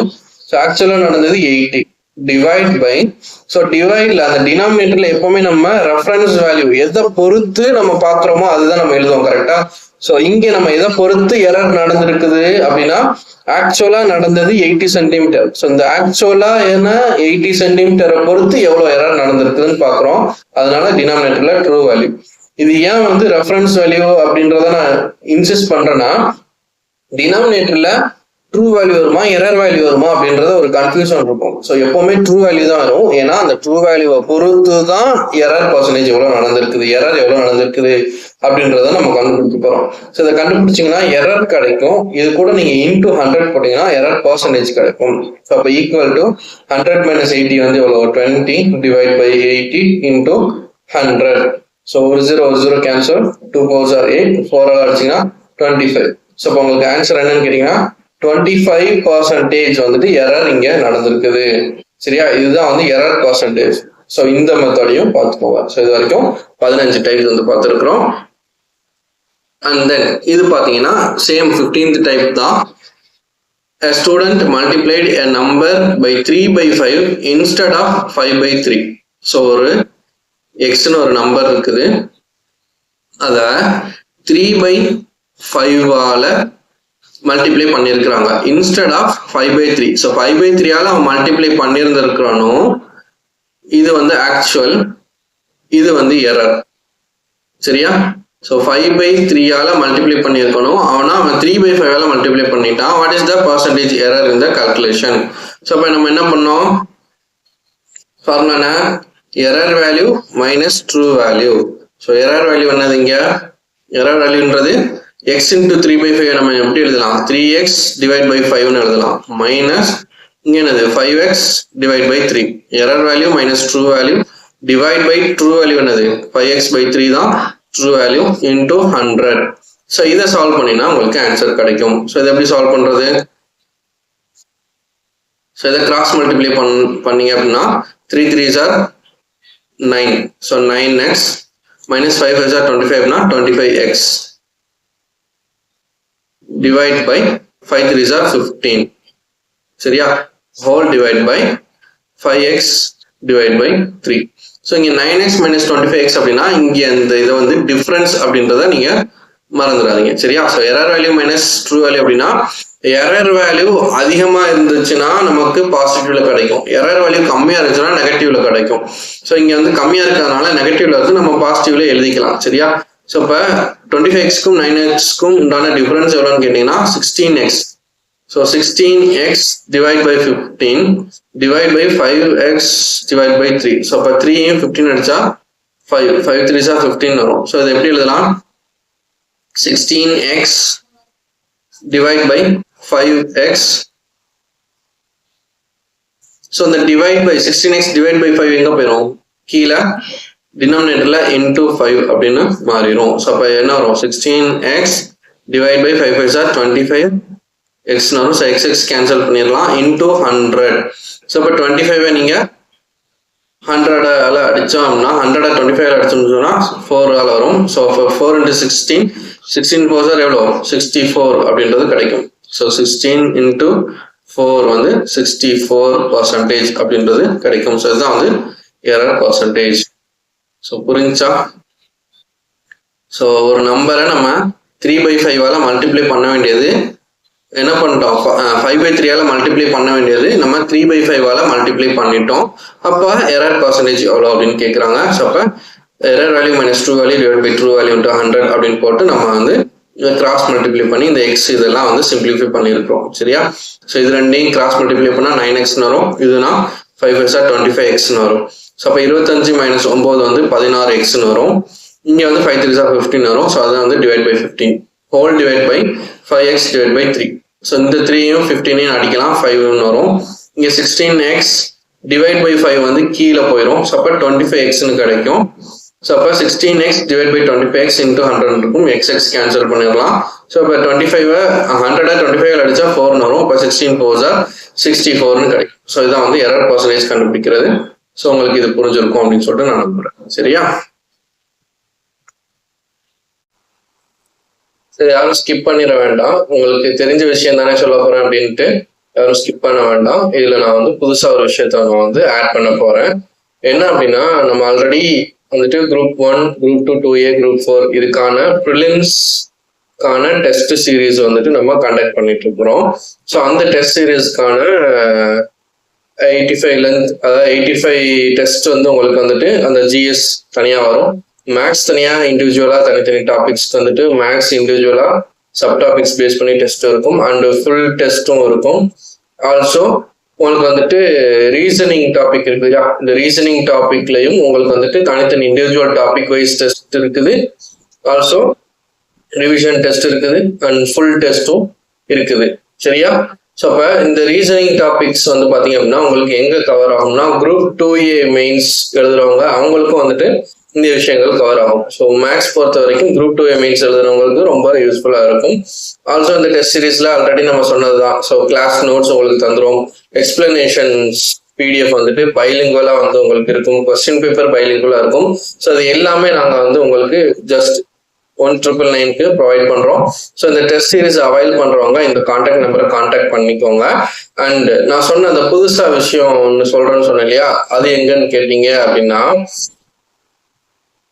ஸோ அது என்ன விஷயம் அப்படின்னு பாத்தீங்கன்னா, இப்போ குரூப் 2 ப்ரிலிம்ஸ் எழுதியிருப்பாங்க இல்லையா நிறைய பேர். ஸோ இப்போ குரூப் 2 ப்ரிலிம்ஸ் எழுதினவங்க நிறைய பேர் குரூப் 2A-க்கான டெஸ்ட் சீரீஸ் வந்துட்டு தேடிட்டு இருப்பாங்க. ஸோ அஃபோர்டபுள் ப்ரைஸ்ல குரூப் 2A மெயின்ஸ்க்கான டெஸ்ட் சீரீஸ் வந்து தேடிட்டு இருப்பாங்க. ஸோ இந்த குரூப் 2A மெயின்ஸ்க்கான டெஸ்ட்டுமே இந்த 1999ல உங்களுக்கு வந்துட்டு ஃபுல்லா வந்துட்டு உங்களுக்கு அடங்கும். சரியா? ஸோ அந்த குரூப் 1 ப்ரிலிம்ஸ், 2 ப்ரிலிம்ஸ், 4 ப்ரிலிம்ஸ், ப்ரிலிம்ஸ்க்கான கொஸ்டின்ஸ் எல்லாமே இருக்கும். அதோட சேர்த்து உங்களுக்கு என்ன இருக்கும், குரூப் 2A மெயின்ஸ்க்கான டெஸ்ட் கொஸ்டின்ஸும் வரிசையா வந்து அடுத்தடுத்து இருக்கும். சரியா. அப்புறம் குரூப் 2 மெயின்ஸ்க்கான descriptive mains. So group 2 descriptive mains இருக்கும், குரூப் 1 மெயின்ஸ்னுடைய கொஸ்டின்ஸ் இதுவுமே வந்து உங்களுக்கு வந்துட்டு இந்த டெஸ்ட்ல வந்து இன்க்ளூடடா வரும். சரியா. அந்த குரூப் 2 மெயின்ஸ்க்கான எக்ஸ்பிளனேஷன் அந்த ஒரு கொஸ்டின் இருக்குன்னா இந்த கொஸ்டின் நம்ம வந்து எப்படி எழுதணும், என்ன கண்டென்ட்லாம் எழுதணும், இந்த எக்ஸ்பிளனேஷன் எல்லாமே வந்து உங்களுக்கு இந்த ஒரு 1999 கோர்ஸ்ல வந்துட்டு உங்களுக்கு ப்ரொவைட் பண்ணிடுவோம். அண்ட் தென் பாத்தீங்கன்னா இப்போ group 2A mains test series இருக்கு இல்லையா. ஸோ இதுக்கு மட்டும் எனக்கு பர்டிகுலரா தனியா வந்து எக்ஸ்க்ளூசிவா டெஸ்ட் வேணும்னு நினைக்கிறவங்க வந்துட்டு நாங்க ப்ரிலிம்ஸ் ரிசல்ட்டுக்கு அப்புறம் எக்ஸ்க்ளூசிவா வந்து ஒரு டெஸ்ட் சீரிஸ் போட போறோம். அது இது கூட வந்து ஆட் ஆன் ஆகி தான் வரும். சரியா. இப்போ நீங்க 1999 பே பண்ணி நீங்க வாங்கிட்டீங்கனாலும் இந்த குரூப் 2A மெயின்ஸ்க்குன்னு இந்த டெஸ்ட் சீரிஸ்ல இருக்குது இல்லையா கொஸ்டின்ஸ். ஸோ இந்த கொஸ்டின்ஸை நீங்க வந்து டெஸ்ட் எழுதி அட்டன் பண்ணி பார்க்கலாம். அண்ட் ஆஃப்டர் தட் ப்ரிலிம்ஸ்க்கு அப்புறம் ப்ரிலிம்ஸ் ரிசல்ட்டுக்கு அப்புறமும் நாங்கள் இன்னும் ஃபர்தரா வந்து டெஸ்ட் வந்து இன்க்ளூட் பண்ணுவோம். ஸோ அந்த டெஸ்ட்டையும் நீங்க வந்து எழுதி ப்ராக்டிஸ் பண்ணி பார்க்கலாம். சரியா. ஸோ இப்போ நீங்க இந்த ஒரு 1999 கோர்ஸ் நீங்க வந்து அவைல் பண்ணிட்டீங்க அப்படின்னா உங்களுக்கு 1 இயர் லாங் வந்துட்டு உங்களுக்கு இந்த ஆக்சஸ் வந்துட்டு இருக்கும். சரியா. அது 1 இயர் லாங் அப்படின்னா இப்ப இருந்து நெக்ஸ்ட் இயர் நீங்க அந்த ஒரு சைக்கிள் இருக்குது இல்லையா, குரூப் 1 குரூப் 2 குரூப் 4 அடுத்த சைக்கிள் வரும் இல்லையா. ஸோ அதுக்கும் நீங்க வந்து ப்ரிப்பேர் ஆகிக்கலாம். இப்போ நீங்க வந்து குரூப் 2 பிலிம்ஸ் எழுதிருக்கீங்க, நல்லா எழுதிட்டீங்க, குரூப் 2A மெயின்ஸ் ப்ரிப்பேர் பண்ணணும்னு நினைக்கிறவங்க வந்துட்டு இந்த குரூப் 2A மெயின்ஸ் டெஸ்ட்டை வந்து நீங்க யூட்டிலைஸ் பண்ணிக்கலாம். அதுக்கப்புறம் நீங்க ஃபர்தரா இப்போ குரூப் 2A மெயின்ஸோட நிக்க போறது இல்லை, ஃபர்தரா நான் குரூப் 2ல போகணும்னு ஆசைப்படுறேன், இல்லை குரூப் 1 சர்வீஸ் வாங்கணும்னு ஆசைப்படுறேன் அப்படின்னு நினைக்கிறவங்க என்ன பண்ணலாம், மறுபடியும் நீங்க ஸ்கிராச்ல இருந்து பிலிம்ஸ்ல இருந்து ஸ்டார்ட் பண்ணுவீங்க இல்லையா. அப்போ உங்களுக்கு ரிவிஷன் மாதிரி உங்களுக்கு இருக்கும். ஸோ நீங்க என்ன பண்ணுவீங்க, ஃபர்ஸ்ட் சமச்சீர் புக்ல உள்ள கொஸ்டின்ஸ் எல்லாம் அட்டன் பண்ணுவீங்க. 6th ஹிஸ்டரிக்கு ஒரு டெஸ்ட், 6th ஜியாகிரபி புக்கு ஒரு டெஸ்ட், அதே மாதிரி 6th பாலிட்டி, 6th எக்கனாமின்னு சொல்லிட்டு 6th புக்ல தனித்தனி இண்டிவிஜுவல் சப்ஜெக்ட்டுக்கு ஒரு டெஸ்ட் தனித்தனியா இருக்குது. அதே மாதிரி 7th புக், அதே மாதிரி 8th 9th 10th சொல்லிட்டு அப் டு 12th புக் வரைக்கும் உங்களுக்கு தனித்தனி சப்ஜெக்ட்டுக்கு தனித்தனி புக்குக்கு உங்களுக்கு வந்துட்டு ஒரு டெஸ்ட் தனித்தனியா இருக்குது. அப்ப நீங்க அந்த புக்கை ஃபுல்லா படிச்சிருவீங்க. ஸோ அப்ப டைரக்டா அந்த கொஸ்டின் அப்பியர் ஆகுது இல்லையா, புக்ல இருந்து வரக்கூடிய கொஸ்டின் நீங்க இது மூலியமா இந்த டெஸ்ட் மூலியமா நீங்க வந்துட்டு வெல்வர்ஸ் ஆயிடலாம். அது போக வந்து உங்களுக்கு ரெஃபரன்ஸ் மெட்டீரியல் பேஸ் பண்ணி இந்த ரெஃபரன்ஸ் மெட்டீரியல் பேஸ் பண்ணின கொஸ்டின்ஸும் உங்களுக்கு வந்துட்டு இருக்கும். சரியா. அப்ப அந்த ரெஃபரன்ஸ் மெட்டீரியல் பேஸ் பண்ண டெஸ்ட்டும் தனியா அதுக்கப்புறம் சமச்சீர் புக் முடிஞ்சதுக்கு அப்புறம் அடுத்து வரும். ஸோ இதுக்கப்புறம் பாத்தீங்கன்னா இந்த குரூப் 2A மெயின்ஸ் இந்த மெயின்ஸ்க்கான கொஸ்டின்ஸ் இது எல்லாமே வந்து இன்க்ளூடடா வரும். ஸோ இப்போ நீங்க இதை அவைல் பண்ணி வச்சுட்டு இந்த குரூப் 2A மெயின்ஸ் மட்டும் இப்போதைக்கு நீங்க டெஸ்ட் ப்ராக்டிஸ் பண்ணி பார்த்துட்டு அதுக்கப்புறம் ஃபர்தரா நீங்க சமச்சீர் புக்கை ரிவைஸ் பண்றது, ரெஃபரன்ஸ் புக்ஸை வந்து ரிவைஸ் பண்ணிட்டு டெஸ்ட் எழுதி பார்க்கறது, இது எல்லாத்துக்குமே உங்களுக்கு வந்து யூஸ் ஆகும். ஸோ இது வந்துட்டு பிகினருக்கு மட்டும்தான் அப்ளிகபிள் அப்படின்லாம் கிடையாது. ஸோ எக்ஸாம் ப்ரிப்பேர் பண்ற எல்லாருக்குமே இந்த டெஸ்ட் சீரிஸ் அப்படின்றது அப்ளிகபிள். ஸோ இந்த வீடியோ பார்க்குறவங்க பிகினரா இருந்தாலும் யூட்டிலைஸ் பண்ணிக்கோங்க, இல்லை ஒரு வெட்டரன் ஆஸ்பிரண்டா இருந்தாலும் நீங்க வந்து யூட்டிலைஸ் பண்ணிக்கலாம். அண்ட் உங்க ஃப்ரெண்ட்ஸ்க்கும் நீங்க வந்து இந்த விஷயத்த வந்து ஷேர் பண்ணிக்கோங்க. சரியா. ஸோ இந்த மாதிரி குரூப் 2A மெயின்ஸ்க்கான டெஸ்ட் வந்து நாங்க ப்ரொவைட் பண்றோம். ஸோ 1999க்கு இது எல்லாமே இன்க்ளூடட். ஸோ காஸ்ட் கம்மியா இருக்கு அப்படின்றதுக்காக குவாலிட்டியில எந்த ஒரு காம்ப்ரமைஸும் கிடையாது. உங்களுக்கு வேணும் அப்படின்னா சாம்பிள் கூட நீங்க வந்து கேட்டுக்கோங்க, இல்ல இந்த டெஸ்ட் ஜாயின் பண்ண ஃப்ரெண்ட்ஸ் கிட்ட கூட நீங்க கேட்டீங்கன்னா தெரியும். சரியா. ஸோ நீங்க வந்து சாம்பிள் வேணும்னா ஒரு டெஸ்ட் வந்து நீங்க அட்டன் பண்ணி பார்க்கலாம். சரியா. நீங்க உங்களுக்கு வேண்டிய டீடைல்ஸ் வந்துட்டு இந்த கான்டாக்ட்ல வந்து நீங்க இந்த கான்டாக்ட் நம்பரை வந்து கான்டாக்ட் பண்ணி கேட்டுக்கோங்க. சரியா. இப்போ நம்ம வந்து last but not the least type number 16க்கு வந்துட்டோம். சரியா. இன்னும் ஒரு 4 சம் தான். ஸோ இதுதான் வந்து லாஸ்ட் டைப். ஸோ இது என்னன்னா டேபிள்ஸ் அப்படின்னு சொல்லிட்டு நான் பிரிச்சிருக்கிறேன். இது என்ன அப்படின்னா 2 விஷயம் வந்து இருக்கும். 2 விஷயங்கள் என்ன அப்படின்னா மில்க் வாட்டர், ஸ்பிரிட் வாட்டர், இந்த மாதிரி 2 குவான்டிட்டி வந்து இருக்கும். Also percentage and quantity in litres அந்த மாதிரி வந்து இருக்கும். சரியா. ஸோ அப்போ ரெண்டு விதமான என்டிட்டி இருக்குது. அண்ட் பர்சன்டேஜ்ல குவான்டிட்டி கொடுத்துருப்பாங்க அண்ட் லிட்டர்ஸ்ல குவான்டிட்டி கொடுத்துருப்பாங்க. ஸோ இந்த மாதிரி சம்ஸை நீங்க வந்து டேபிள் போட்டு நீங்க சால்வ் பண்ணணும். அது எப்படி சால்வ் பண்றது அப்படின்றத நான் சொல்றேன். ஸோ டேபிள் போட்டு அப்படின்றது ஜஸ்ட் நம்ம இந்த மார்க்ஸ் சொன்னோம் இல்லையா, maximum mark 100%, pass mark, ATA mark, PTA mark. So இதை வச்சு நம்ம ஒரு ஆன்சர் அரைவ் பண்ணுவோம் இல்லையா, அதே மாதிரி நம்ம இதையும் நம்ம அரைவ் பண்ணிடலாம். எப்படின்னு கேட்டீங்கன்னா, in mixture of 80 liters of milk and water. So இதுல என்ன கொடுத்துருக்குறாங்க 2 என்டிட்டின்னு கேட்டீங்கன்னா மில்க் அண்ட் வாட்டர் கொடுத்துருக்குறாங்க. சரியா. ஸோ அப்போ அதை எழுதிக்கலாம். மில்க் வாட்டர் அப்படின்னு சொல்லிட்டு 2 இது கொடுத்துருக்காங்க. அந்த மிக்சர்ல வந்து எவ்வளோ லிட்டர்ஸ் இருக்குது அப்படின்னா குவான்டிட்டி பார்த்தீங்க அப்படின்னா மொத்தமா வந்து 80 லிட்டர்ஸ் வந்துட்டு இருக்குது. சரியா? மொத்தம் அந்த மிக்சர் மில்க்கும் வாட்டரும் சேர்த்து 80 லிட்டர்ஸ் இருக்கு. ஸோ அப்போ மொத்தம் அப்படின்னா அது வந்து 100% நம்ம வந்து எடுத்துக்கலாமா? ஸோ டோட்டலா 100%. அது வந்து 100%ன்றது எவ்வளோன்னு கேட்டீங்கன்னா 80 லிட்டர்ஸ் இருக்கு. ஸோ 25% ஆஃப் த மிக்சர் வந்துட்டு மில்க். ஸோ மில்க் வந்து எத்தனை சதவீதம்னா 25%. அப்போ வாட்டர் எவ்வளவு சதவீதம் அப்படின்னா 75%. ஓகேவா? அவங்க கொடுத்துருக்கிற டேட்டா என்ன, குவான்டிட்டி வந்து 80 லிட்டர்னு கொடுத்துருக்காங்க. அதாவது 80 லிட்டர்ஸ் ஆஃப் மில்க் அண்ட் வாட்டர்னு கொடுத்துட்டாங்க. ஸோ டோட்டலா வந்து 80 லிட்டர். இதை நான் 100% எடுத்துக்கிட்டேன்.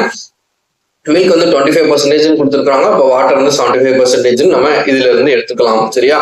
Next, how much water should be added to the mixer. So இந்த டேபிள் இதோட முடியல, இன்னொரு காலம் வந்து நம்ம ஆட் பண்ணணும். ஸோ இன்னும் 2 காலம். இதுல என்ன பண்றாங்க அப்படின்னா சம் வாட்டர் வந்து ஆட் பண்றாங்க. ஸோ ஆல்ரெடி வாட்டர் வந்து எவ்வளவு இருக்கு, இந்த குவான்டிட்டி இந்த பெர்சன்டேஜ் வச்சுதான் நம்ம இந்த குவான்டிட்டியை வந்து கண்டுபிடிக்க போறோம். என்ன அப்படின்னா 100% வந்து 80 லிட்டர் அப்படின்னா 25%, அதாவது இந்த 80 லிட்டரை நம்ம 4ஆ பிரிக்கணும். சரி, அந்த 80 லிட்டரை 4 பங்கா நம்ம வந்து பிரிக்கணும். ஏன்னா ஒரு பங்குன்றது 25%. சரி, அப்போ ஒரு பங்கு அப்படின்றது என்னது, இந்த 80 4ஆல டிவைட் பண்ணீங்கன்னா 20 வரும். ஸோ இப்போ ஒரு பங்கு வந்து 20 லிட்டர். ஸோ அப்போ 20 நம்ம 4 பங்கா பிரிச்சிட்டோம். ஸோ 25% அப்படின்றது ஒரு பங்கு. ஸோ அதுதான் வந்து 20 லிட்டர். மீதி 3 பங்கு வந்து 75%, அது வந்து 60 லிட்டர். ஸோ இப்போ மில்க் எவ்வளவு இருக்குதுன்னா 20 லிட்டர், வாட்டர் எவ்வளவு இருக்குன்னா 60 லிட்டர் இருக்குது. சரியா? ஸோ எனக்கு கொடுத்துருக்கிற டேட்டா 80 லிட்டர் 25%. இதை வச்சு நான் இந்த டேபிள்ல உள்ள காலம்ஸ் எல்லாத்தையும் நான் ஃபில் பண்ணிட்டேன். நெக்ஸ்ட் என்னன்னு கொடுத்துருக்காங்க, how much water should be added. So இதுல 60 லிட்டர் வாட்டர் இருக்குது. இதுல நான் கொஞ்சம் வாட்டர் நான் ஆட் பண்ணேன் அப்படின்னா எவ்வளவு அமௌண்ட்னு தெரியல. ஸோ நான் சம் அமௌண்ட் ஆட் பண்ணேன் அப்படின்னா என்ன ஆகும், so that milk becomes 20% of the mixture. Already milk எவ்வளவு பர்சன்டேஜ் இருக்குது, 25% வந்து மில்க் இருக்குது. இப்ப நான் கொஞ்சம் வாட்டரை நான் எக்ஸ்ட்ரா ஆட் பண்ணா என்ன ஆகும், மில்கினுடைய அளவு குறைஞ்சிருமா? அப்ப 25% இருந்த என்னுடைய மில்க் வந்து என்னவா மாறிடுது, 20% மில்கா வந்து மாறிடும். அப்போ வந்து வாட்டர் எவ்வளவு சதவீதம் இருக்கும், 80% இருக்கும். புரியுதா? ஸோ நான் வாட்டர் கொஞ்சம் ஆட் பண்றேன், எவ்வளவு அமௌண்ட் ஆட் பண்றேன்னு எனக்கு தெரியாது. ஸோ நான் கொஞ்சம் அமௌண்ட் நான் ஆட் பண்ணதுக்கு அப்புறம் மில்கினுடைய சதவீதம் என்னவா ஆயிடுச்சு, 20% குறைஞ்சிருச்சு. அப்போ ஒரு பாத்திரத்துல 80 லிட்டர் இருக்குது, அதுல மொத்தமா வந்து 80 லிட்டர் இருக்குது. அதுல வந்து 60 லிட்டர் வாட்டரும் 20 லிட்டர் மில்க்கும் இருக்குது. இப்ப நான் கொஞ்சம் வாட்டர் வந்து ஆட் பண்ணேன் அப்படின்னா அந்த வாட்டருடைய அளவு இன்க்ரீஸ் ஆகும். ஸோ வாட்டருடைய அளவு இன்க்ரீஸ் ஆச்சுன்னா இந்த டோட்டல் அளவும் இன்க்ரீஸ் ஆகும். ஆனா இந்த மில்கினுடைய அளவு 20 லிட்டர் அப்படின்றது சேஞ்ச் ஆகாது. அந்த 20 லிட்டர் அப்படியே தான் இருக்கும். சரி, அந்த 20 லிட்டர்ன்றது அப்படியே தான் இருக்கும். அந்த 20 லிட்டர் முன்னாடி எவ்வளவு இருந்துச்சுன்னா 25% இருந்துச்சு, கால்வாசி பங்கு வந்துட்டு வயிற்று இருந்துச்சு. இப்ப இந்த 20 லிட்டர் அப்படின்றது 20% தான் வந்து பிடிச்சிருக்குது. அப்போ வாட்டர் வந்துட்டு எவ்வளவு சதவீதம் பிடிச்சிருக்குதுன்னு கேட்டீங்கன்னா 80%. அப்ப 20% 20 லிட்டர் அப்படின்னா 80% எத்தனை லிட்டரா இருக்கும், 80 லிட்டரா இருக்கும். சரியா? அப்ப வாட்டர் வந்து 60 லிட்டரா இருந்தது, இப்போ 80 லிட்டரா மாறிடுச்சு. அப்ப நான் எவ்வளவு அமௌண்ட் ஆஃப் வாட்டர் நான் ஆட் பண்ணா எனக்கு 80 லிட்டர் கிடைக்கும், 20 லிட்டர் நான் ஆட் பண்ணா எனக்கு வாட்டர் வந்து 80 லிட்டர்ஸ் கிடைக்கும். ஸோ இதுதான் வந்து answer. How much water should be added to the mixer so that milk becomes 20%. So milk வந்து 20% ஆகணும் அப்படின்னா வாட்டர் வந்து 80% ஆயிரும். ஸோ அப்போ இந்த மில்க் எதை நம்ம ஆட் பண்றோமோ அந்த குவான்டிட்டி மட்டும் தான் சேஞ்ச் ஆகும், இன்னொரு குவான்டிட்டி சேஞ்ச் ஆகாது. 20 லிட்டர்னா அதே 20 லிட்டர் தான் இருக்கும். ஸோ அப்ப இது என்ன பண்றோம், 20 லிட்டர்ன்றது 20% அப்படின்னா 80% வந்து எத்தனை லிட்டர் அப்படின்றத கண்டுபிடிக்கிறோம். ஸோ அதுதான் வந்து 80 லிட்டர். ஸோ இது 80 லிட்டர் அப்படின்னா எவ்வளவு வாட்டர்ஸ் நம்ம ஆட் பண்ணியிருக்கிறோம், 20 லிட்டர் ஆட் பண்ணியிருக்கிறோம். ஸோ இதுல ஏதாவது கால்குலேஷன் நம்ம பண்ணோமா அப்படின்னு கேட்டா ஜஸ்ட் வந்து கான்செப்ட் அண்டர்ஸ்டாண்ட் பண்ணிக்கிட்டு இதை அப்ளை பண்றோம், அவ்வளவுதான். அதுக்கப்புறம் இந்த பாக்ஸ் மெத்தட் யூஸ் பண்றோம். இதை தவிர்த்து எந்த ஒரு ஃபார்முலாவும் நான் யூஸ் பண்ண கிடையாது, உங்களுக்கு சொல்லிக் கொடுக்கவும் கிடையாது. ஸோ இதே மாதிரி தான் நீங்க வந்து டேபிள்ஸ் போட்டு நீங்க இந்த மெத்தட் இந்த டைப் வந்து சால்வ் பண்ண போறீங்க. இப்ப இதே டைப்ல இன்னொரு சம் பார்க்கலாம். from a 20 liter solution of salt and water. So 2 விதமான குவான்டிட்டி கொடுத்துருக்காங்க. அதனால நான் என்ன பண்ண போறேன், இந்த மாதிரி டேபிள் நான் போட்டுக்க போறேன். ஸோ என்னென்ன கொடுத்துருக்காங்க, சால்ட் வாட்டர்னு சொல்லிட்டு 2 கொடுத்துருக்காங்க. ஸோ மொத்த சொல்யூஷன் உடைய அளவு எவ்வளோ, 20 லிட்டர். ஸோ 20 லிட்டர் தான் நமக்கு எவ்வளோ பர்சன்டேஜ், 100%.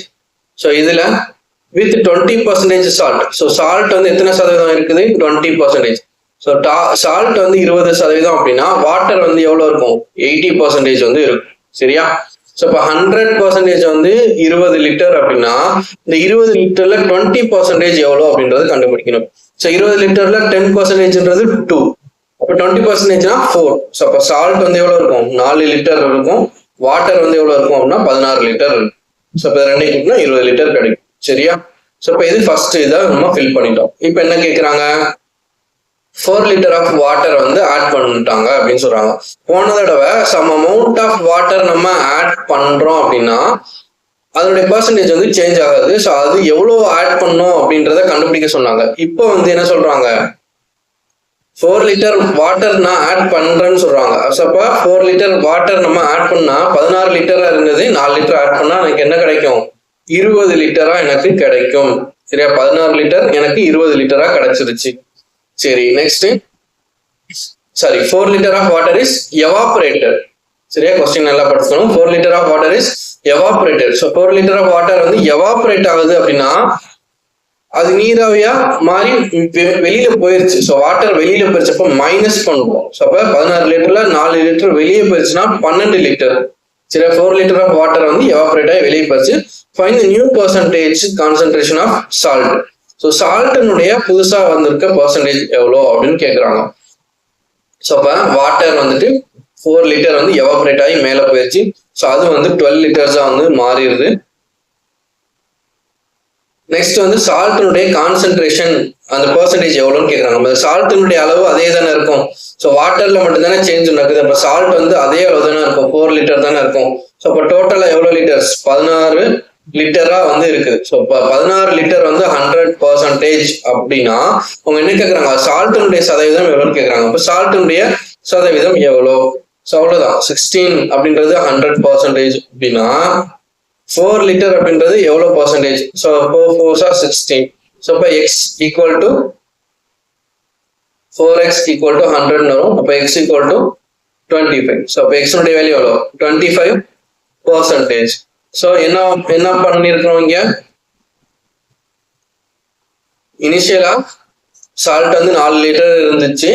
அது எவ்வளவு பர்சன்டேஜ்னா 20%. இப்ப என்ன இருக்குது, அதே 4 லிட்டர் தான், ஆனா 25%-ஆ மாறி இருக்குது. அது எதனால, இந்த வாட்டருடைய அளவு குறைஞ்சதுனால சால்ட்டினுடைய கான்சென்ட்ரேஷன் அது வந்து இன்க்ரீஸ் ஆயிடுச்சு. அப்போ இது 25% இன்க்ரீஸ் ஆயிடுச்சு. அப்ப ரிமைனிங்ல தான் 75%. ஸோ இந்த டேபிள் ஃபில் பண்ணிட்டீங்கன்னா அவங்க என்ன கொஸ்டின் கேட்குறாங்களோ அதுக்கான ஆன்சர் நம்ம ஈஸியாக ஃபைண்ட் அவுட் பண்ணிடலாம். இப்போ சால்ட்டினுடைய பர்சன்டேஜ் கேட்காம வாட்டருடைய பர்சன்டேஜ் கேட்டால் அந்த 75 நீங்க எழுத போறீங்க. சரியா? அதே மாதிரி இப்போ சால்ட்டினுடைய அளவு எவ்வளோன்னு கேட்டாங்கன்னா 4 லிட்டர்னு சொல்ல போறீங்க. இல்லை டோட்டல் லிட்டர் எவ்வளோ கேட்டால் 16 லிட்டர்னு சொல்ல போறோம். ஸோ மோஸ்ட்டாக அந்த பர்சன்டேஜை வச்சு தான் உங்களுக்கு வந்துட்டு கொஸ்டின்ஸ் வந்து வரும். சரியா? சரி, இதே மாதிரி இன்னொரு சம் சால்வ் பண்ணுவோமா? The total strength of the class was 240. So மொத்த ஸ்ட்ரென்த் வந்து 240. அதுல பாய்ஸனுடைய ஸ்ட்ரென்த் வந்து 20%. ஸோ அதுல பாய்ஸனுடைய ஸ்ட்ரென்த் வந்து 20% இருக்குது அப்படின்னு சொல்றாங்க. ஸோ அப்போ பாய்ஸ் கேர்ள்ஸ் இங்க வந்து சம் கேர்ள்ஸ் கொடுத்துருக்காங்களா, அப்போ பாய்ஸ் அண்ட் கேர்ள்ஸை பேஸ் பண்ணி சம் வந்து கொடுத்துருக்காங்க. ஸோ இதுவும் 2 விஷயத்த பத்தி பேசுது. அதனால நான் வந்து பாய்ஸ் கேர்ள்ஸ்ன்னு சொல்லிட்டு 2ஆ நான் பிரிச்சுக்கிறேன். ஸோ மொத்த கிளாஸ்ல வந்து எவ்வளவு பேர் இருக்காங்கன்னா 240 பேர் இருக்கிறாங்க. ஸோ இந்த 240 பேர் தான் என்னதுன்னு கேட்டீங்கன்னா 100% கவுண்ட். சரியா? இந்த 240 தான் 100% அப்படின்னா பாய்ஸுடைய ஸ்ட்ரென்த் எவ்வளவு சொல்றாங்க, 20%ன்னு சொல்றாங்க. ஸோ பாய்ஸுடைய ஸ்ட்ரென்த் வந்து 20% அப்படின்னா 10% வந்து 24. அப்ப 20% வந்து 48. சரியா? ஸோ பாய்ஸுடைய கவுண்ட் வந்து 48. ஸோ இப்போ 240ல 48 போச்சு அப்படின்னா 200 192. சரியா? ஸோ 192. 8 2 10 0 1 10 4. ஓகே. ஸோ அப்போ இது வந்து கேர்ள்ஸுடைய ஸ்ட்ரென்த் எவ்வளோ, 80%. ஸோ இதை வச்சு ஃபர்ஸ்ட் உள்ள காலம்ஸ் நம்ம ஃபில் பண்ணியாச்சா? என்ன சொல்லியிருக்காங்கன்னா டோட்டல் கவுண்ட் வந்து 240 சொல்லிட்டாங்க. அதுல பாய்ஸுடைய ஸ்ட்ரென்த் வந்து 20%ன்னு சொல்லியிருக்காங்க. ஸோ 240 20%. இது மட்டும் தான் எனக்கு தெரியும். அப்ப டோட்டல் கவுண்ட் 240 அப்படின்றது நம்ம 100% நம்ம எடுத்துக்கணும். அப்ப 20% எவ்வளோ? அந்த பாக்ஸ் மெத்தட் போட்டீங்கன்னா 48 கிடைச்சிடும். ஓகேவா? அப்போ 240ல 48 கழிச்சிங்கன்னா 192 கிடைக்கும். அப்ப 100ல 20 போச்சுன்னா 80%. ஸோ இது கேர்ள்ஸ்னுடைய கவுண்ட் அண்ட் பர்சன்டேஜ். ஓகேவா? ஸோ அப்ப அடுத்து என்ன கேட்குறாங்க? Some girls left for sports meet. So ஒரு சில கேர்ள்ஸ் வந்து ஸ்போர்ட்ஸ் மீட்டுக்கு வெளியில போயிட்டாங்க. ஸோ அப்போ கேர்ள்ஸ் வந்து வெளியில போயிட்டாங்க. ஸோ ஆஃப்டர் தட் பாய்ஸுடைய ஸ்ட்ரென்த் பார்த்தீங்கன்னா பர்சன்டேஜ் வந்து இன்க்ரீஸ்டு டு 30%. ஸோ பாய்ஸுடைய ஸ்ட்ரென்த் ஆல்ரெடி எவ்வளோ பர்சன்டேஜ் இருந்துச்சு? 20% இருந்துச்சு. இப்போ கொஞ்சம் கேர்ள்ஸ் வெளியில போயிட்டதுனால என்ன ஆச்சு? பாய்ஸனுடைய பர்சன்டேஜ் 30% உயர்ந்துருச்சு. அப்ப 20% இருந்தது, இப்ப 30% மாறிடுச்சு. இங்க வந்து யாருடைய கவுண்ட் மாறி இருக்குது? கேர்ள்ஸுடைய கவுண்ட் மட்டும்தான் மாறி இருக்குது. அப்ப பாய்ஸனுடைய கவுண்ட் அப்படியே 48 இருக்கதான் போகுது. சரியா?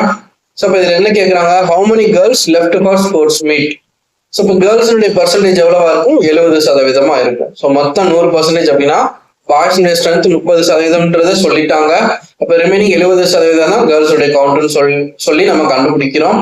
இப்போ பாய்ஸுடைய கவுண்ட் அதே தான் இருக்கும், சேஞ்ச் ஆகாது. இப்போ கேர்ள்ஸுடைய கவுண்ட் நமக்கு தெரியணும். கேர்ள்ஸுடைய கவுண்ட் தான் அவங்க கேட்டிருக்காங்களான்னு கேட்டா கிடையாது. எவ்வளவு கேர்ள்ஸ் வெளியில போயிருக்காங்க அப்படின்றது தெரியணும்.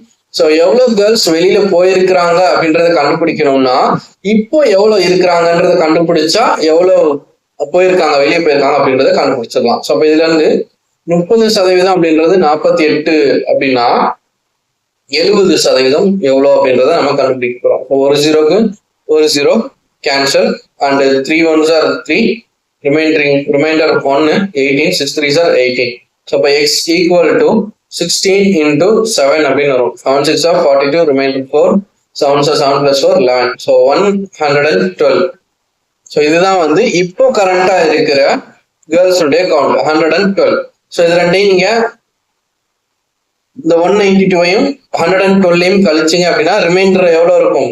ஸோ 80 பேர், 80 கேர்ள்ஸ் வந்து வெளியில போயிட்டாங்க. ஸோ 192 கேர்ள்ஸா இருந்தவங்க 80 கேர்ள்ஸ் வெளியில போனதுனால ரிமைனிங் இப்போ எவ்வளவு இருக்கிறாங்க? 112 கேர்ள்ஸ் தான் இருக்கிறாங்க. அதனால இந்த 112 கேர்ள்ஸ் தான் இருக்கிறாங்கன்ற போது 48 பாய்ஸ் அப்படின்றது 20% இருந்தது, 30% இப்ப உயர்ந்துருச்சு. ஓகேவா? இப்ப இது ரெண்டையும் நீங்க ஆட் பண்ணீங்க அப்படின்னா இந்த 240ல 80 பேர் வெளியில போயிட்டாங்க அப்படின்ற கவுண்ட்ல உங்களுக்கு ஆன்சர் வரணும். இப்ப 48 ஆட் பண்ணீங்கன்னா 158, 160 அப்படின்னு வரும். ஸோ அப்ப 160 தான் டோட்டல் கவுண்ட். அப்ப 240ல 80 பேர் வெளியே போயிட்டாங்க, ரிமைனிங் 160 இருக்கிறாங்க. ஸோ அந்த 80 பேர்ன்றது யாரு? 80 கேர்ள்ஸ். சரியா? அப்ப ரிமைனிங் மொத்தமா எவ்வளவு ஸ்டூடெண்ட்ஸ் இருப்பாங்க அப்படின்னு கேட்டாங்கன்னா 160. இப்ப ரிமைனிங் கேர்ள்ஸ் எவ்வளவு இருப்பாங்கன்னு கேட்டா 112. சரியா? ஸோ இந்த 3 விஷயத்தை தான் நம்ம கண்டுபிடிக்கிற மாதிரி இருக்கும். இந்த டேபிள் ஃபில் பண்ணிட்டீங்கன்னா இதை ஈஸியா கண்டுபிடிச்சிடலாம். தென் இன்னொரு சம் சால்வ் பண்ணலாம். In a family of husband and wife. So husband ஒய்ஃப்னு சொல்லிட்டு 2 என்டிட்டி கொடுத்துருக்காங்க. அதனால நான் 2 இதை நான் போட போறேன், ஹஸ்பண்ட் அண்ட் ஒய்ஃப்னு சொல்லிட்டு போட போறேன். சரியா? நெக்ஸ்ட் என்ன கொடுத்துருக்காங்க? ஹஸ்பண்டுடைய சேலரி வந்து 60% of family's total income. So ஃபேமிலியுடைய டோட்டல் இன்கம் வந்து 100%. அதுல ஹஸ்பண்டுடைய இன்கம் எவ்வளவு சொல்றாங்கன்னா 60%. அப்போ ஒய்ஃபினுடைய இன்கம் எவ்வளோ? 40% இருக்கும். சரியா? So after wife got an increment. So ஒய்ஃபுக்கு சம் இன்க்ரிமெண்ட் வந்து நடக்குது, சம் காசு வந்து உங்களுக்கு அதிகப்படுத்தி கொடுக்குறாங்க. அப்படி இருக்கும்போது என்ன கேட்குறாங்க? ஹஸ்பண்டுடைய salary was 40% of the family's income. So ஒய்ஃபுக்கு சம் இன்க்ரிமெண்ட் வந்ததுக்கு அப்புறம் ஹஸ்பண்டுடைய அந்த இன்கம் என்னவா மாறிடுச்சு? 40% மாறிடுச்சு. சரியா? How much percentage is the salary increment for wife. So அப்போ ஒய்ஃபுக்கு எவ்வளவு பர்சன்டேஜ் சேலரி இன்க்ரிமெண்ட் வந்து நடந்திருக்கும் அப்படின்னு சொல்லிட்டு கேட்குறாங்க. சரியா? ஸோ இப்போ இதுல நம்பர்ஸ் எதுவுமே கொடுக்கல, ஜஸ்ட் பர்சன்டேஜஸ் வச்சு நம்ம கால்குலேட் பண்ணணும். ஸோ அப்போ என்ன பண்ணலாம்? நம்ம இந்த நம்பர்ஸை நம்ம அசியூம் பண்ணிக்கலாம். சரியா? எப்படி அசியூம் பண்ணிக்கலாம்? அவங்களுடைய இன்கம் வந்து 100 rupeesனு அசியூம் பண்ணிக்கலாம். அப்ப ஹஸ்பண்டுடைய இன்கம் 60 ரூபாயும் ஒய்ஃபோட இன்கம் 40 ரூபாயும் இருக்குது. சரியா? ஸோ இப்ப ஒய்ஃபுக்கு சம் இன்க்ரிமெண்ட் வந்து நடந்திருக்கு. ஸோ அப்போ ஒய்ஃபுக்கு இன்க்ரிமெண்ட் நடக்குது அப்படின்னா ஹஸ்பண்டுக்கு எந்த ஒரு இன்க்ரிமெண்ட்டும் நடக்கல, எந்த ஒரு சேஞ்சும் இல்லை. அப்போ அதே 60 ரூபா தான் இருக்குது. ஸோ ஒய்ஃபுக்கு இன்க்ரிமெண்ட் நடந்ததுனால ஒய்ஃபுடைய பர்சன்டேஜ் என்னவா மாறிடுச்சுன்னு சொல்றாங்க. ஸோ ஒய்ஃபுடைய பர்சன்டேஜ் என்னவா மாறிடுச்சுன்னா 60% மாறிடுச்சு. இது எப்படி வந்துச்சுன்னா ஹஸ்பண்டுடைய சேலரி 40% குறைஞ்சிருச்சு. 60% இருந்தது ஹஸ்பண்டுடைய சேலரி 40% குறைஞ்சிருச்சு. எதனால? ஒய்ஃபுடைய சேலரி அதிகமாயிட்டதுனால. இப்ப என்கிட்ட ஒரு கோடு இருக்குது. இப்ப இந்த கோட்டுக்கு பக்கத்துல இன்னொரு பெரிய கோடு போட்டா இந்த கோடு சின்னதா தெரியும் இல்லையா? ஸோ அந்த மாதிரி ஆல்ரெடி ஒய்ஃபுடைய சேலரி இருக்குது, ஹஸ்பண்டுடைய சேலரி இருக்குது. ஸோ இது ஒய்ஃபுடைய சேலரி, இது ஹஸ்பண்டுடைய சேலரி. இப்ப இதுக்கு பக்கத்துல இன்னொரு பெரிய கோடு போட்டா இந்த ஹஸ்பண்டுடைய சேலரி சின்னதா மாறிடும் இல்லையா? ஸோ அப்போ ஒய்ஃபுடைய சேலரி இன்க்ரிமெண்ட் ஆகி இந்த மாதிரி மாறிடுச்சு. ஸோ அப்ப 60% இருந்தது 40 ஆகும், 40 இருந்தது 60 மாறிடுச்சு. ஸோ அப்ப இங்கதான் என்ன வரும் அப்படின்னு கேக்குறாங்க. ஸோ அப்ப 60 ரூபாய் அப்படின்றது 40% இருந்துச்சுன்னா எவ்வளவு ரூபாய் வந்து 60% சொல்லுவோம் அப்படின்னு கேக்குறாங்க. ஸோ இந்த 0க்கு 0 கேன்சல். ஸோ 4 into 15 வந்து 60. ஸோ இப்போ 15 into 6, 15 into 6 எவ்வளோ? 90. ஸோ இப்போ எக்ஸனுடைய வேல்யூ 90. ஸோ இப்போ புதுசா அவங்க ஒய்ஃபுக்கு கொடுக்குற சேலரி எவ்வளோ? 90 rupees. இதுல என்ன கேட்குறாங்க? How much percentage is the salary increment? எவ்வளோ பர்சன்டேஜ் வந்து இன்க்ரிமெண்ட் நடந்திருக்குதுன்னு கேட்குறாங்க. ஸோ அப்போ பர்சன்டேஜ் இன்க்ரிமெண்ட்னு பார்க்கும்போது நீங்க என்ன பண்ணணும்னா, ப்ரீவியஸா நம்ம ஒரு மெத்தட் பார்த்தோம் இல்லையா? நான் வந்து 2023 ஒரு சேலரி வாங்கிட்டு இருந்தேன், 2025 இப்போ ஒரு சேலரி வாங்குறேன்.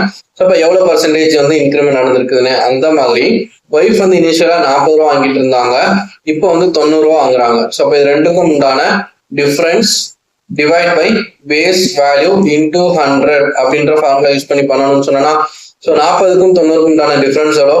50. டிவைட் பை பேஸ் வேல்யூ என்ன? எங்க இருந்து ஆரம்பிக்குது? இந்த 40ல இருந்து ஆரம்பிக்குது. ஸோ அப்போ 40 இன்டூ 100. So 0 0 cancel. 4 அடிச்சா 2 அடிச்சா 2 5.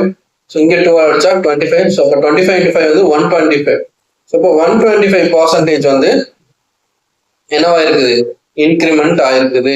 ஸோ இப்போ 125% வந்து அவங்களுக்கு இன்க்ரிமெண்ட் ஆயிருக்குது. ஸோ 100%னா 40 ரூபா இன்க்ரிமெண்ட் ஆகும். 25% அப்படின்னா 10 ரூபா. ஸோ அப்போ 40 + 10 50 ரூபா இன்க்ரிமெண்ட் நடந்திருக்கு. எவ்வளவு ருபீஸ் இன்க்ரிமெண்ட் ஆயிருக்குன்னா 50 ரூபா இன்க்ரிமெண்ட் ஆயிருக்குது. எவ்வளவு பர்சன்டேஜ் இன்க்ரிமெண்ட் ஆயிருக்குன்னா 125% வந்து இன்க்ரிமெண்ட் ஆயிருக்குது. புரியுதா? இது கொஞ்சம் டிஃப்ரெண்டான சம் தான். பட் என்ன பண்ணிருக்கிறோம், நம்ம இங்க நம்பர்ஸ்லாம் நம்ம அசியூம் பண்ணி எடுத்துக்கிட்டோம். சரியா? வெறும் பர்சன்டேஜை மட்டும் வச்சு கால்குலேட் பண்றது கொஞ்சம் காம்ப்ளிகேட்டடா இருக்கும். அதனால நம்ம நம்பர்ஸ் அசியூம் பண்ணிட்டு இந்த மாதிரி பண்றோம். ஸோ இந்த difference divide by base value into 100 அப்படின்னா உங்களுக்கு டைரக்டா கிடைக்கிறதே என்னது? பர்சன்டேஜ் சேஞ்ச் அல்லது பர்சன்டேஜ் இன்க்ரிமெண்ட். இதுதான் வந்து உங்களுக்கு கிடைக்கும். ஸோ அது டைரக்டா வந்து நீங்க ஆன்சரா போட்டுடலாம். ஓகேவா?